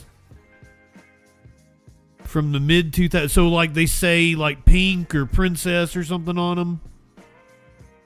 Dupe says Obama in booty shorts. I don't know. I think it goes so... Gerald Ford had some cake. So I think Gerald Ford would fill out the pink.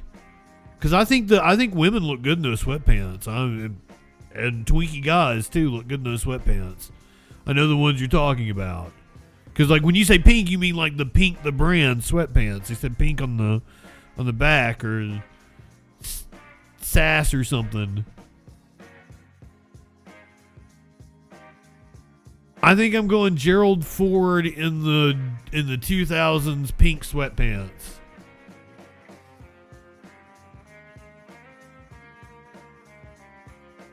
Juicy on the ass. Gerald Ford in pink jogging pants with juicy on the ass. Yeah, I'm taking Gerald Ford. Are both of them twerking? That would be a sub. Oh, well, welcome in, Diddy. I'm glad that and can I ask you a question? Can I give Gerald Ford a titty slap?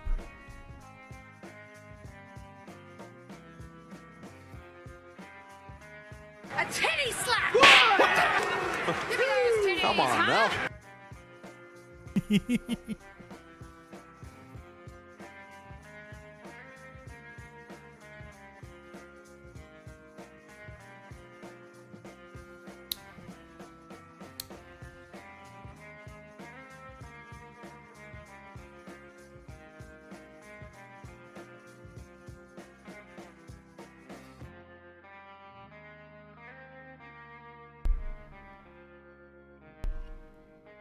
I'm going to give him a little bit of the Operation Midnight Hammer.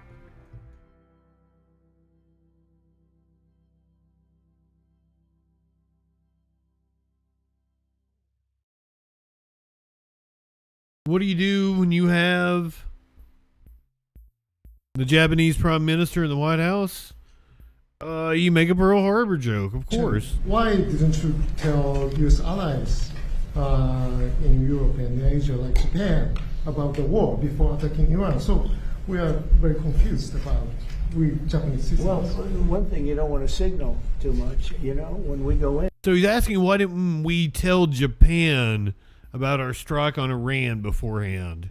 And we went in very hard, and we didn't tell anybody about it because we wanted surprise. Who knows better about surprise than Japan? Okay, why didn't you tell me about Pearl Harbor? Okay, that's pretty funny.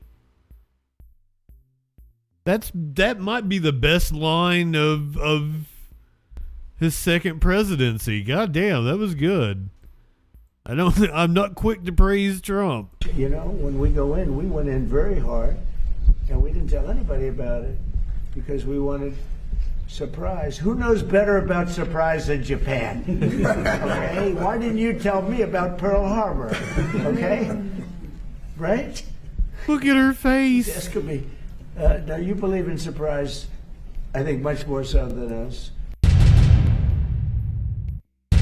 That was amazing.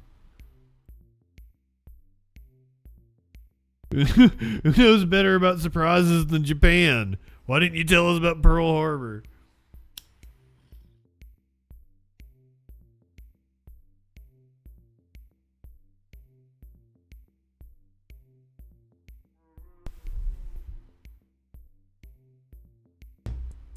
I can't believe this is real life.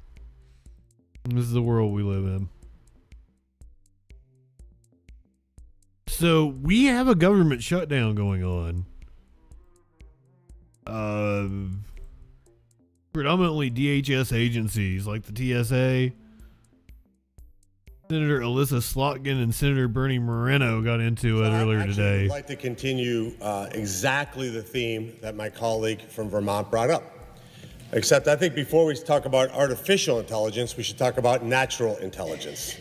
And it absolutely goes against natural intelligence for us to sit here in this chamber knowing that we have 260,000 working American families who work for our government, who are doing their job and not getting paid.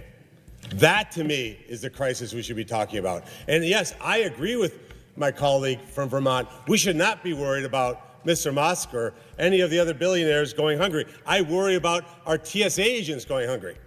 I worry about our Coast Guard people going hungry. I worry about the people at FEMA going hungry.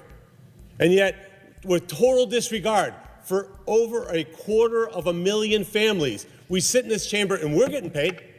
Now he's got that one song stuck in my head. Was it Eddie Vedder? Like Temple the Dog or something like that? I'm going hungry. Everybody here is getting paid, and yet they're not. And I applaud my colleague from Vermont who's walking out of the floor, caring about working Americans. Why don't we care about them? Why don't we fund DHS now? Why don't we worry about those families who, by the way, according to the last Secretary of Homeland Security, the last one said, and I'm going to quote here, the average TSA agent lives paycheck to paycheck. We've taken away 3 paychecks. 3 paychecks we've taken away from them. If there's ever a time that we need to fund DHS, it's now.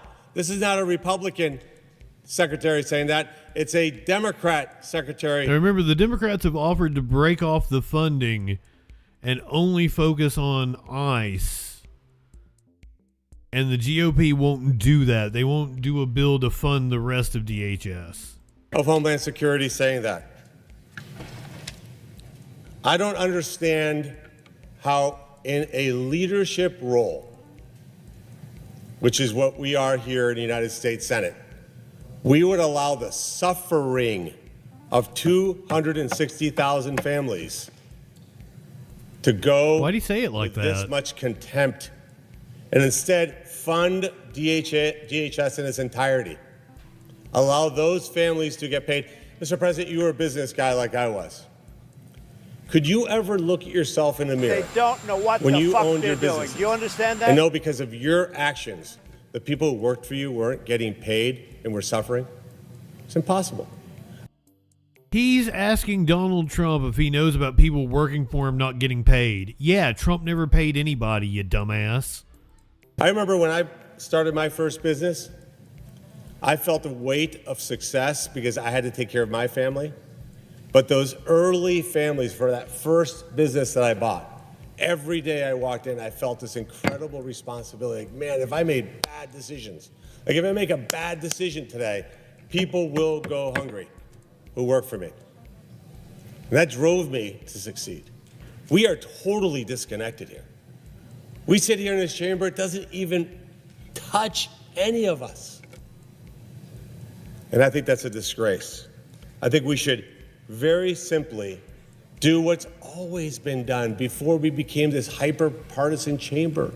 We fund the government responsibly.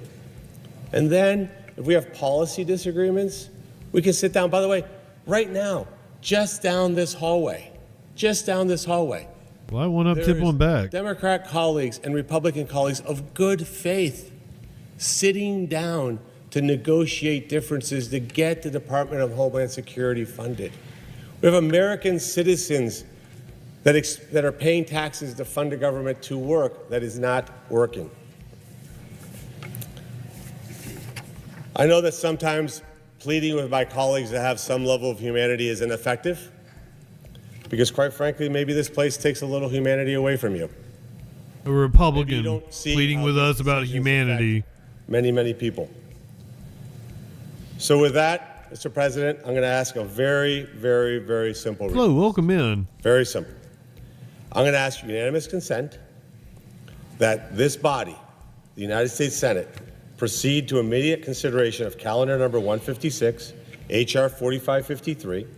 I further ask that the substitute amendment at the desk be considered and agreed to, the bill as amended be considered and read a third time and passed, and that the motions to be considered be made and laid upon the table. And what this means in English to the person who may be watching is this funds the entire Department of Homeland Security for 2 weeks. Everybody gets paid up to date. We get the department open, and then let the work that's being done now proceed. I ask that that happen. Is there an objection? Senator from Michigan is recognized. Mr. President, I object. And I think, look, all of us here understand, because we travel twice a week, what TSA is going through. That's why Senator CIA objects. immediately today, fully fund TSA. If you care about paying TSA, let's pay TSA today. Oh, I'm sorry. I object. If we want to actually pay TSA, let's do it right now. My colleague from Ohio, we both know what it's like to go back and forth to the Midwest every single week. Want to fund TSA? Want to have humanity for the people who are securing us? Let's fully fund them today. So, I'm not sure. Senator from Ohio. Sorry, Mr. President, sorry about that. I'm not sure what I just heard, because I just offered to fund TSA. I just offered to fund the Coast Guard, FEMA, Customs and Border Patrol, Secret Service, the Federal Law Enforcement Training Centers, USCIS, Homeland Security Investigations. So let's do it for 2 weeks. Let's do that for 2 weeks. Down the hall, there are senators of good faith that are getting together to end this political charade. So to my colleague, I guess he's talking about the Gang of I will Eight. yield the floor for a simple question. Why would you want to fund just TSA and not the Coast Guard? Not, for example, in your state, the American Immigration Council is that deals with 102,700 undocumented immigrants in Michigan. Why wouldn't you want enforcement around that? Why wouldn't you want to fund the department that allows people like me, who when I was 18 years old applied for citizenship? Why wouldn't we want to fund 3,300 employees, some of them in your state, that actually process legal immigrants? Like, why wouldn't we fund that? Why wouldn't we fund 7,000 special agents that are there to stop transnational criminals? Why wouldn't we fund 200 employees that fund, and you were a CIA agent, that fund biological nuclear threat prevention? Why wouldn't we do that? Why wouldn't we fund 60,000 employees at Customs? You care a lot about the bridge that was hopefully due to be opened from Canada. You need Border Patrol agents there. You need Customs there. Why wouldn't we fund that? Why wouldn't we do that? Will the Why Senator wouldn't we do that? Why wouldn't we do that for 2 weeks? 2 weeks. And then we can get together. Why wouldn't we do that? Why just fund one narrow slice of the Department of Homeland Security? I'm just curious why you would do that. Will the Senator yield? So here's the thing. I think Michigan's recognized. I'm sorry, pardon me. I think it is not hard to notice that right now our country is going through a pretty fundamental conversation about the role of ICE and law enforcement in our city streets. We know that it's a cultural conversation in the United States of America because the previous Secretary of Homeland Security got fired because of the disaster that went on in Minneapolis. I sat, as you did, in the hearing with Mark Wayne Mullen yesterday because we need a new Secretary of Homeland Security. Every American in the world, Democrat and Republican, understands that's because ICE so deeply contradicted American values in our American cities. So we're having a full-on cultural conversation about the role of law enforcement in our streets. In the meantime, you and I can agree every day of the week on the role of Border Patrol, CBP, FEMA, which we desperately need, Coast Guard, which no one has more Coast Guard pretty much than Michigan. So I'm ready to fund those things now. But I don't think we can ignore the fact that ICE is right now an unsettled issue in the United States of America. We're not settled. People are negotiating because we're not settled. And even this week, the President of the United States sent a letter down here to talk about the reforms he acknowledges we need in some form or fashion. Now, some of those reforms to me are like basic and don't go far enough, like we won't deport American citizens. But even the President acknowledges we have a problem with ICE. So let's excise that was already something that part that we are having an American conversation on, and then fully fund the other stuff here and now today. That's what I'm proposing. Will you yield for a question? Of course. Thank you. Look, I appreciate, and I know you're a person of good character, by the way. I genuinely believe that. But that's not what you're asking for. You're asking to fund just TSA. But meaning the question is this: why would we use 260,000 people and their families as pawns in a negotiation? Why wouldn't we pay all those people? So will you consider adding a bill that I've put together that says that as long as we haven't fully funded the government, we get money taken out of our paychecks, not held in suspension, that we actually would lose compensation, about $500 a day every. See, I don't like that because then that's punishing poor representatives. This guy is independently wealthy. His salary as a senator doesn't matter. But we'll never have people representing our interests if during a government shutdown they're trying to use leverage. We have people in the Senate that aren't independently wealthy and depend on their salary in order to be able to get back and forth, to be able to live in Washington, D.C. Because I want people from, my income bracket representing me. That would be nice. Every day that goes by where we haven't fully funded the government, would you consider adding that to your resolution? Will you yield? You have the floor. Sorry, I don't know the rules here, but sorry, Mr. Speaker, if you have to. The Senator from Michigan is recognized. Thank you. So first of all, President is enjoying this debate. I am proposing today just the UC on TSA, but my colleagues, one after another, have proposed funding the Coast Guard, Border Patrol, FEMA. So whichever way we want to do the package, individually or all but ICE, I'm here for it. And I'll do you one better on your proposal. I 100% agree. When I first came into Congress in 2019, we were in a government shutdown in the first Trump administration, right? President Trump had a shutdown. That's how I came into Congress. And my very first bill as a congressperson, bipartisan, by the way, the Problem Solvers Caucus, a bunch of us did it, was that if the government isn't fully funded, then Congress people, A, do not get paid, and B, I'll go one further, are not allowed to have government pay for their travel back home, meaning they have to sit their butts down in Washington and negotiate and get it done then and there without taking taxpayer dollars to go back home. So whether you want to add a $500 fee, whatever it is, this body is for appropriating money. So I'm here for whatever you want to propose. But I think you have to acknowledge, even the president acknowledges at this point, that the American public, Democrat, Independent, and Republican, does not like American citizens being killed in our streets. They do not like going into a human being's home without a judicial warrant.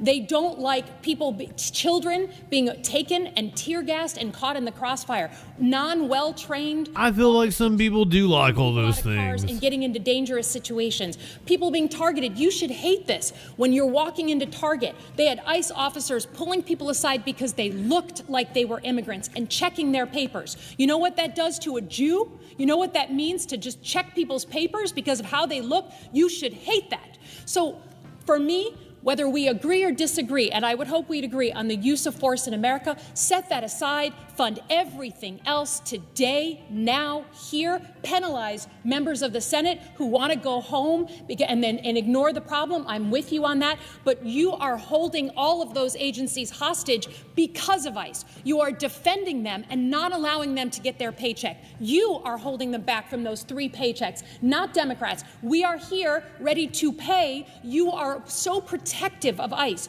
so protective of this president that you will not fund the other parts of DHS, and that is our Homeland Security. I know about that. That is my entire life. You know, you care about that. I know you do, Senator. So please, just excise the thing we're not agreeing on, fund the rest of it, let's get on with it, and understand that the American public have made their voice clear on this issue. We yield for... Senator from Ohio is recognized. So, Homeland Investigations is part of ICE. It's 7,000 special agents that work for ICE that stop transnational criminals. You're not suggesting that we not fund them, are you? I am suggesting that we get everybody in a room. Sorry, if I can yield. That we get everyone in a room on Homelands on the ICE issue. Lock them in a room here in the Capitol.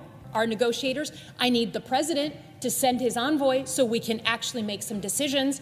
It has been hard to negotiate with Senate Republicans on this issue because they need the blessing of the White House. Get all the players in a room. We will sit down. I'll do it. I'll be here all day and all night, all weekend. But I got to tell you, you can't use one group of people as a shield to not fund all the other border missions, all the other funding of the FEMA. You can't do it. So one more question, with your permission. So nobody on your side has agreed to fund USCIS. You have not suggested that. USCIS is an independent part of the Department of Homeland Security. That has not been suggested by anybody. She's in. I appreciate that you are. Nobody has agreed to fund the Bioweapons of Mass Destruction Agency, not been suggested. And I didn't even know that was a thing. Meaning not you personally, the Democrat senators have specifically said they do not want to fund customs, which you understand really well what customs means, and border protection. Like that, these agencies that are listed on this board, there's CPB is kind of a problem right now. To fund this. And this is why my point is the same. I'm not suggesting to my colleague from Michigan at all that we permanently fund this forever. What I'm saying is 2 weeks. Let's reopen the Department of Homeland Security for 2 weeks. Let's let people of good faith, you and I, look, we agree on what you said. Let's take our paychecks away. Let's prevent us from flying home. Let's make us, I'll use your words, keep our butts here until we get this done. If that means today, tomorrow, Saturday, Sunday, we can play pickleball in between. It'll be fantastic, okay? But we don't leave. I don't know that I've ever played pickleball. Easter, by the way. We do not. I take it they got a pickleball room in Congress. And we do not get, and we lose pay every day that goes by. That's the one where you smack it against the wall, right? Work it out. We can work this out. But I look at some of your colleagues who said they're serene as to where we are on this. I don't think there's 260,000 families that are serene about this, and I don't think you are either. So again, exactly, Red Wine. You amend Homeland Security is compromised. Let's fund the entire department for mini tennis. We don't. What's the one where you smack the ball against the wall? I hear some of your other colleagues say that, but we're not looking to defund ICE, and we're certainly not going to stop Homeland Investigations. Let's fund the whole thing for 2 weeks. Let's get the American people to understand we can get things done. Let's not absolutely leave. Forget D.C. Let's not leave this chamber, the Capitol, until we get this done. That's my ask. That's my plea. Sir from Michigan. I ask unanimous consent that the Senate proceed to the immediate consideration of calendar 362 S4127, that the bill be considered read a third time and passed, and the motion to reconsider be considered, made, and laid upon the table. See, that was respectful debate, but still got nowhere.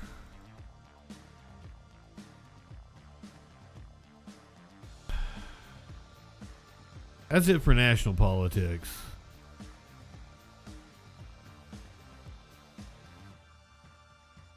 Let's do this local political story. Do a few crime stories and get the fuck out of here. Pickleball was invented in Seattle. But it's only popular with white retirees. What's squash? Squash is a fruit? Or is it a vegetable? It's a vegetable, isn't it?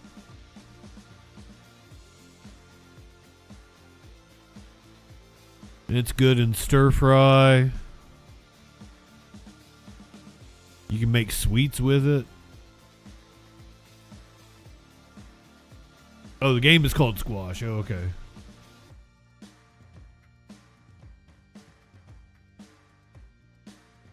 This is in Corpus Christi, Texas.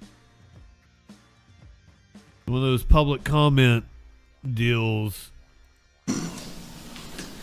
Well, let's see how far we get today. It's 10 seconds usually, right?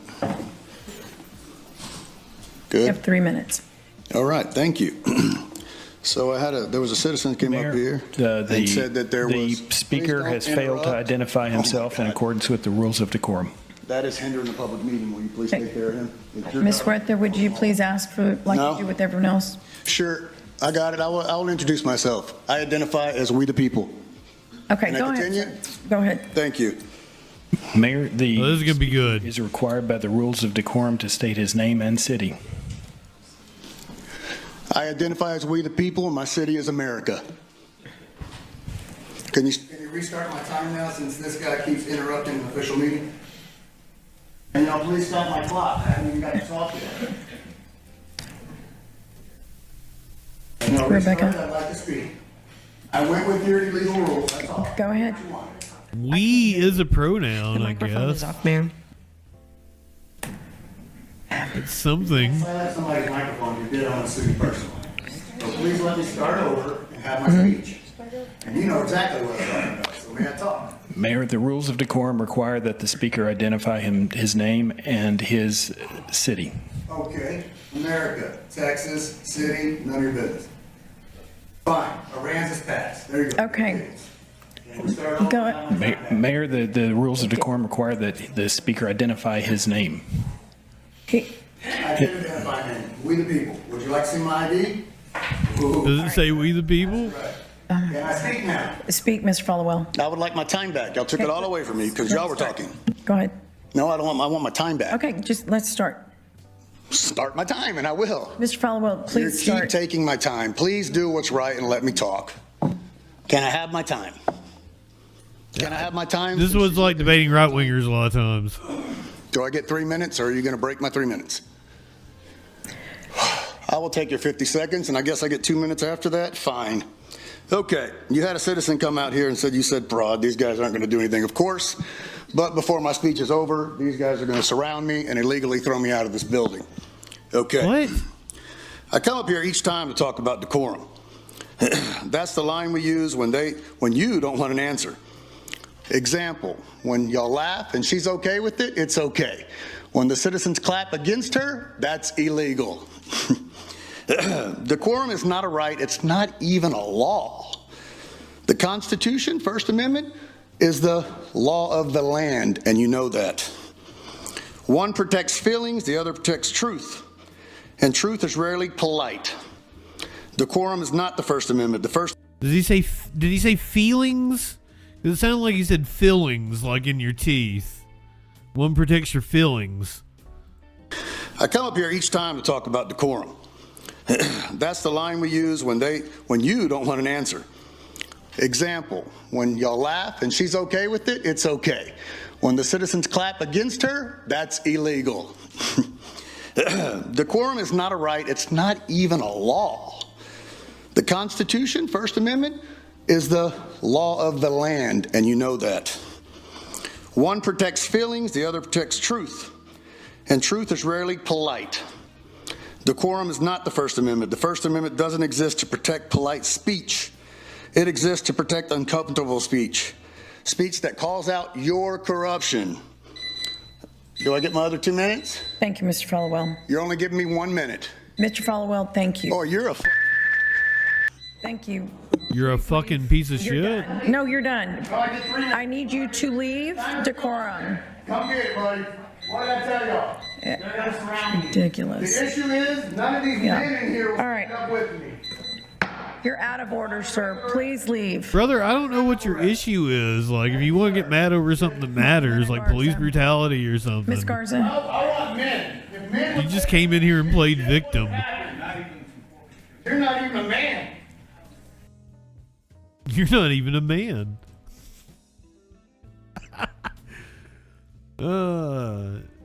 Apparently, I thought it said Arkansas man. It said Arkansas Pass.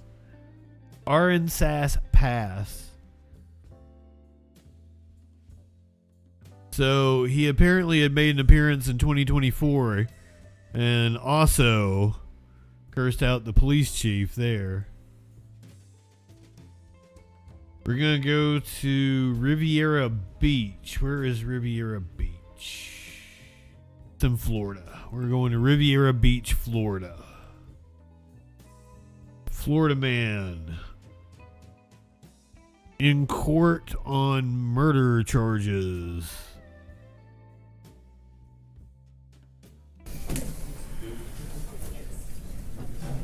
First-degree murder, capital crime, carjacking.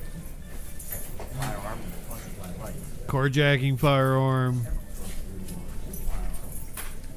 first degree murder. I like the one little braid on his head. Is that the world star symbol in his neck?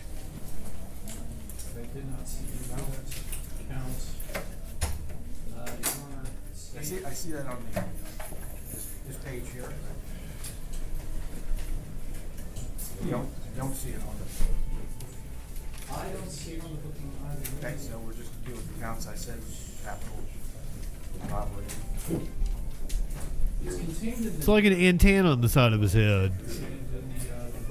But regardless, Your Honor, all of these counts are capital or punishable by life. The state is asking the court to hold the defendant without bond. I have written 2 no contact orders for the same case because there's so many victims. Well, no contact, any witnesses, no contact, family members. Oh, I totally thought that judge was a woman. Victims who thankfully still alive. Thank you, Your Honor. And, Looked like a grandmother to me. On these no contact orders, and of course, no weapons. Again, they're all either capital crime or crime punishable by life imprisonment. That's anything. We reserve our right to interview you at your time. You're going to be, what our office having conflicts will be the flying night. Oh, Mr. Gibson, Mr. Gibson. Right now, the public defender, doing good. Public defender represents you right now. He said they're going to submit an order later. Can I say something before we start? Not in your best interest. It's for you to say it. I'm not going to stop you, but it's not in your best interest. Okay. Just step back away from the microphone. Uh-oh, what's he getting ready to say? So, sir. It's getting feedback. That's better. How you doing, sir? So my problem is I be seeing things, sir. So I'm in the courtroom, sir. All the police that I be seeing, they don't be coming to open the door for me. Well, it's one of the police that's in the room last night. He was actually a good person. Sir, I be fighting things that y'all cannot see. So He's having a mental health issue. Someone in jail that's fighting something that you can't see. When I was on the highway driving, it's 3 cars. What's the devil's number? 6. But now from the court's perspective, from the cop's perspective, they're going to say, oh, he's just making it up to try to get out of his murder charge. This is a setup for some kind of insanity case. They're going to be all cynical towards it. It's 3 cars. Every time I went hitting speed, I'm at a speed limit. I see 3 cars every time I hit the gas. Ain't no cars on the road. It's just me. It's 3 cars that pop up. 1, 2, 3. Then it's 1, 2, 3 again, right? Okay. The people that were supposed to be killed, they didn't die. Nobody died. Obviously, right? No, one person did. You do have one count. Nobody died, sir. I'm just. You want to show me how? No, I'm just. I shot every one of them people. Nah, shut up, man. Let me talk. Let me talk. I can't talk to the judge, bro. Everything you're saying is being recorded. Okay, let me talk. Then if it's being recorded, then it's being recorded. I shot every one of them people in the head. They're not making it back. My cousin, he was supposed to die. That dude that hit the floor, oh yeah, he died. A lot of people were shot in the head, sir, and went back up right in front of my face. So, therefore, how the can you wake back up in front of my face after I shoot you? How are you gonna wake back up? Please tell me, sir. That's impossible. You cannot wake back up after somebody shoots you. I think he needs a mental health evaluation. Check that camera, you can tell that these people are with me. I'm chilling to myself, sir, right? I'm chilling on the bench with my cousin Elmo, right? Okay, so why you keep talking to me and you not letting me talk to him? I can't even hear you, sir. I can't hear you. Chilling with his cousin Elmo. Because I'm talking what I can, what my heart need to tell whoever listening, bro. Okay, let me talk. Okay, I don't even need you, sir. I ain't gonna lie to you. I do not need you. Please, can you please tell me shut up, Judge, please? I can't even talk. You're not even. Thank you, sir. He's trying to help you, man. What? Sir, I'm fighting something I can't even see. I see it at night. I see it now looking at you. I don't know how to fight it, sir.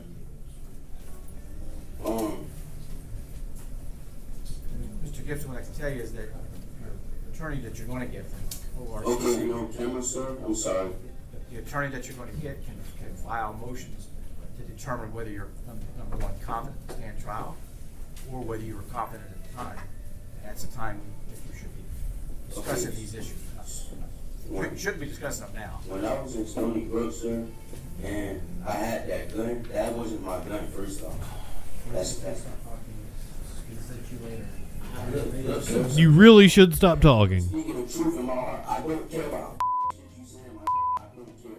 I'm talking to that dude right there, the judge right there, I'm talking to him. I'm not worried about that, what nobody's saying. I'm talking to him. I need to get this off my heart. Mr. Gibson, we're going to be done for now. You don't have any bond, you have an attorney. Hold on. That poor dude. So many of the stories that we cover here on the show, just examples of systematic failure, letting children down, people not having access to proper health care.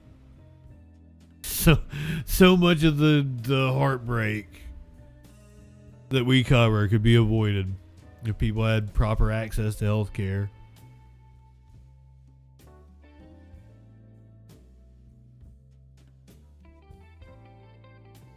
About a week ago, we did a story about two teenage girls who had a plan to stab one of their friends in order to bring back, was it Adam Lanza, the Sandy Hook school shooter? We got to see the footage from the back of the cop car where they talked to each other about how they wish they had put makeup on for their mugshots. We now have body camera of the initial arrest.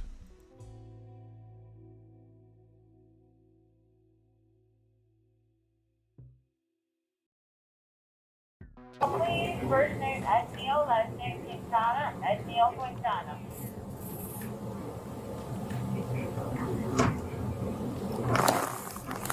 So I don't know that she even knows that she's under arrest at this moment. Or why she's in there. Thank you. This is one that. Thanks, Sean. Hey, Brittany, do you know where Rebecca is? No. I'm going to stand out here. You guys need to turn it down more. Sorry, no.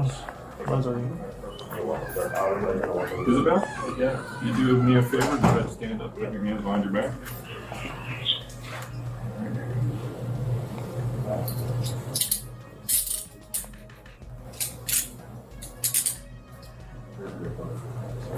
Just gonna tighten these just a little bit, okay? Once again, I'm going to voice my same You start pushing around here. protests. These are juveniles. We shouldn't be seeing this video. You alright? Yeah. You need me to loosen it, Hannah? Which one? No, it's okay. It's just I gotta like step to the back. And I can't stop thinking about the video from the casino with the dude in the Charlie Kirk shirt. He threatened to shoot everyone in the casino. He was detained by the cops till he sobered up. And then they let him go, no charges. These are juveniles that they are charging with attempted murder as adults. Someone in the chat brought up they did have a knife. They had a plot and everything. Well, I'm pretty sure the cop at the casino probably had a gun on him.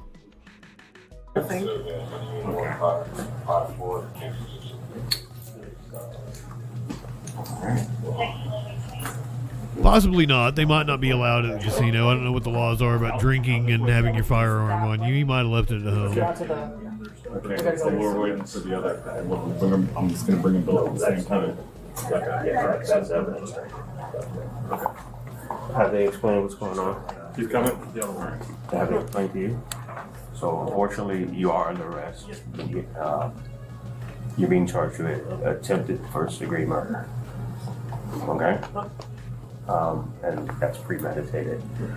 You're going to be transported to jail, and then you'll be able to get in contact. I don't agree with charging them with attempted murder. I don't agree with having their names and their likenesses out there. These are 14 and 15-year-old girls. We're going to head out. Yeah, but we're just Just waiting for looking at the same time. You're going to do the same time? Or like different? I think this also happened in Florida, so The other one will walk out from both. they have a lot of sunshine laws. I assume you need me to come with you. What's that? You need me to come with you. I don't think so. We got the Danish to go suck on. Yeah. For a search or not? Yes, please. Okay. So you see the other young lady that they arrested. We gotta kiss her? Okay, so now this is interesting. We'd only seen their interactions once they were together. And the two of them were laughing and everything. Homegirl wasn't laughing there when they first put handcuffs and charged her. But then they brought her friend in and it seemed like the tone changed. And they became giggly.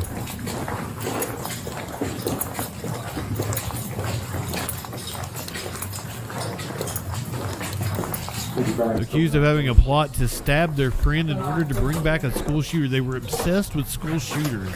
That's apparently a thing with kids today. Now, like, I mean, I understand a morbid curiosity. I grew up with Rotten.com. I grew up watching Al-Qaeda behead people. And I'm laughing about it. But there's something twisted That may have been missed. Okay. about being obsessed with school shooters, especially when you're at a school. Sig Fang, good evening, my friend. To the bill? 4 minutes. Oh, sorry. You're fine. There wasn't really anything to glean from this. I kind of feel bad for playing it. It was just exploitative. I'm sorry, that's my fault.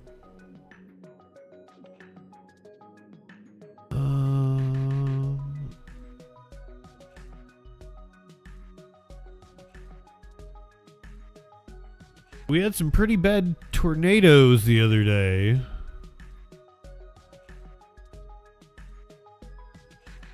Apparently, a volunteer firefighter who helped during the cleanup of those tornadoes has now been charged with a felony.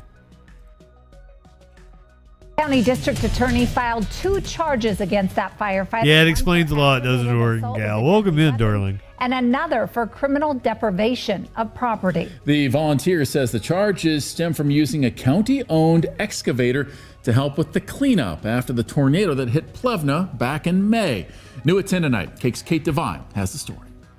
In May of last year, a tornado hit the town. Oh, yeah, this is of from Lebanon, last year. destroying homes and leaving a small community cleaning up the damage. Cody Royer, who lives in Raymond, just 20 minutes away, says he and his father went there to help. My parents were down there for most of the week after the tornado. I wasn't able to get off work to go for most of the week, but that following weekend we were down there. Royer, a volunteer firefighter, says a man he and his dad believes worked for the county told his dad they could use a county excavator that was left at the site. He talked to him and they said that we could use the excavator, and it was sitting with the key just like we were told it would be. Royer says later that day a different county employee arrived and told him to stop using the machine. He says he shut it down and moved it to a safe area.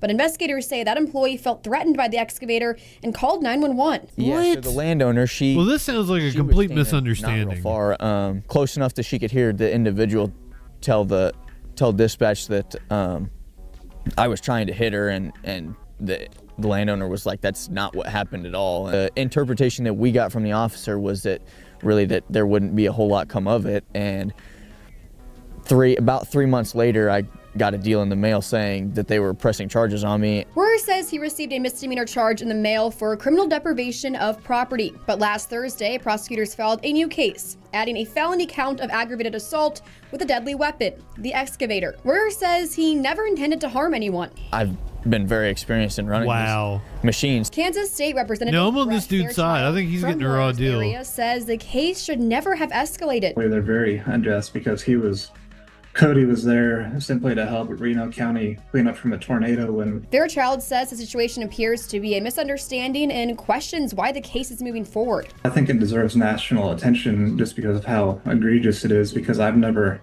even heard of a situation quite this bad before, because, people aren't going to want to help clean up from a tornado if there's some threat that they could get prosecuted if they do something wrong. Fairchild also says the county somehow lost the body cam footage, which was a piece of evidence they were going to use in the case. I do feel targeted. I feel like it was somehow lost the body camera footage. Weekend for one, and like I said earlier, I've always had the mindset of treat others the way you want to be treated. If I was in Raymond right here, if a tornado came through here, I'd want just as many volunteers to be here. And if somebody went through the situation here that I'm going through right now, I would not be very happy about it. Kate Devine, Cake News, on your side. Royer has pleaded not guilty as the case is now moving through the court system where a judge... Yeah, I'm totally on that dude's whether side. there is enough evidence for it to move forward. We did reach out to the Reno County DA's office, and also a spokesperson said no one will comment on pending litigation at this time. Of course. Yesterday, I devoted most of the show to the Afro Man trial.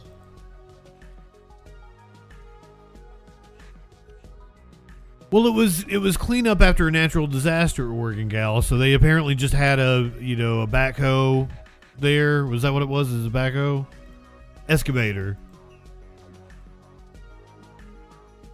I could totally see them just, they've got it on a site where they've been doing cleanup. They told the dude that was volunteering he could use it. There's issues with, if it's the county, they can't really let people use equipment because they're not insured. So if something happens to them, that's a thing. So I understand that. But if somebody from the county had told him he could use it, it just seems like a big misunderstanding.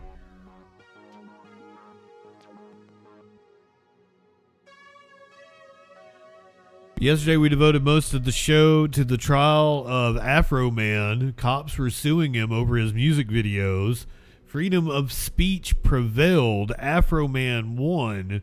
We didn't get a chance the local news cut off before he spoke outside of the courthouse. But I have the comments for you now. Outside this Adams County courthouse, the sound of victory. After jury sided with the musician Afro Man, whose real name is Joseph Foreman, after a days-long civil defamation trial. Afro Man speaking to WCPO right after the verdict. I didn't win. America won. America still has freedom of speech. It's still Well, for now. people, by the people.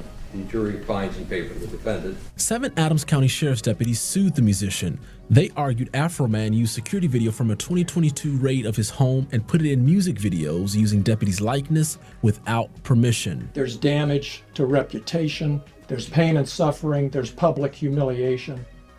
There's everything you saw and heard from these detectives from the witness stand. This raid taking place nearly 4 years ago following search warrants related to possession and trafficking in drugs and kidnapping. The rapper was never charged. Along with using the surveillance video in multiple music videos, including in the song Lemon Pound Cake, the deputies also say Afro Man called them thieves and pedophiles, among other things, on social media. I didn't go down here and sue the police department.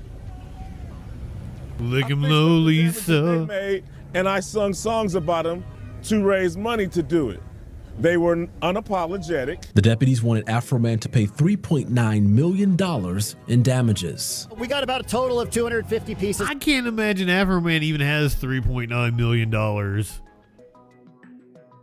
Like, artists don't make a lot of money.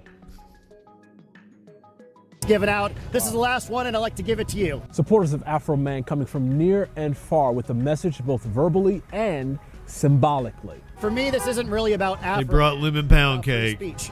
So when someone like Afro Man stands up for my free speech by using his talents, his musical talents, to fight the corrupt system, we got to come out and support him. I'm glad things went my way, but if they would have took it off from me, I was happy about all the love I was getting from everybody. Oh. After them people kicked my door in. In Adams County. And I'm telling you, I am hopeful that this is going to lead to an Afro Man resurgence. This man's going to make some money off of this.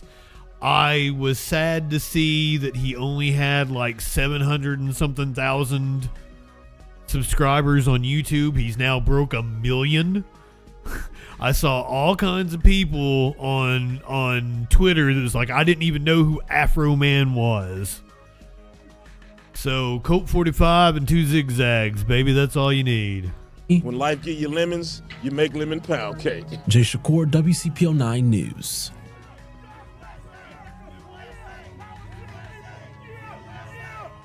Afro Man is cool and based. Maybe a little homophobic. A little transphobia there too, but you know, that's a problem in the rap community. I owe you guys some Curb Your Enthusiasm from last night. I started having some internet issues, so we're going to play the episodes that we didn't get to play last night, which includes the Palestinian chicken episode. I highly encourage you will think Larry David is based over the Palestinian chicken episode, I assure you. Here are some animals at the Knoxville Zoo playing in the snow from the other day. So curb your enthusiasm for my Twitch and Kick peeps. Look at that rhino. Oh. Look at the, oh my god, look at this fur. I don't even know what kind of a monkey that is. That's a gorilla with a baby. Oh. Here's the video if you want to go track down the animals from the Knoxville Zoo. That's where this comes from.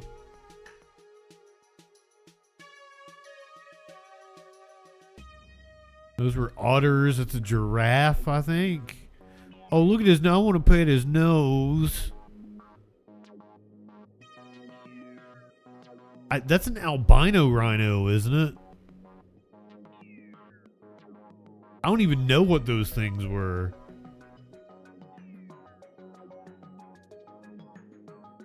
Did somebody shave that monkey to look like that?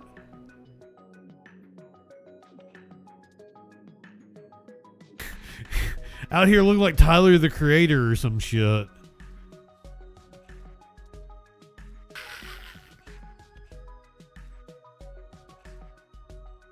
YouTube people, podcast people.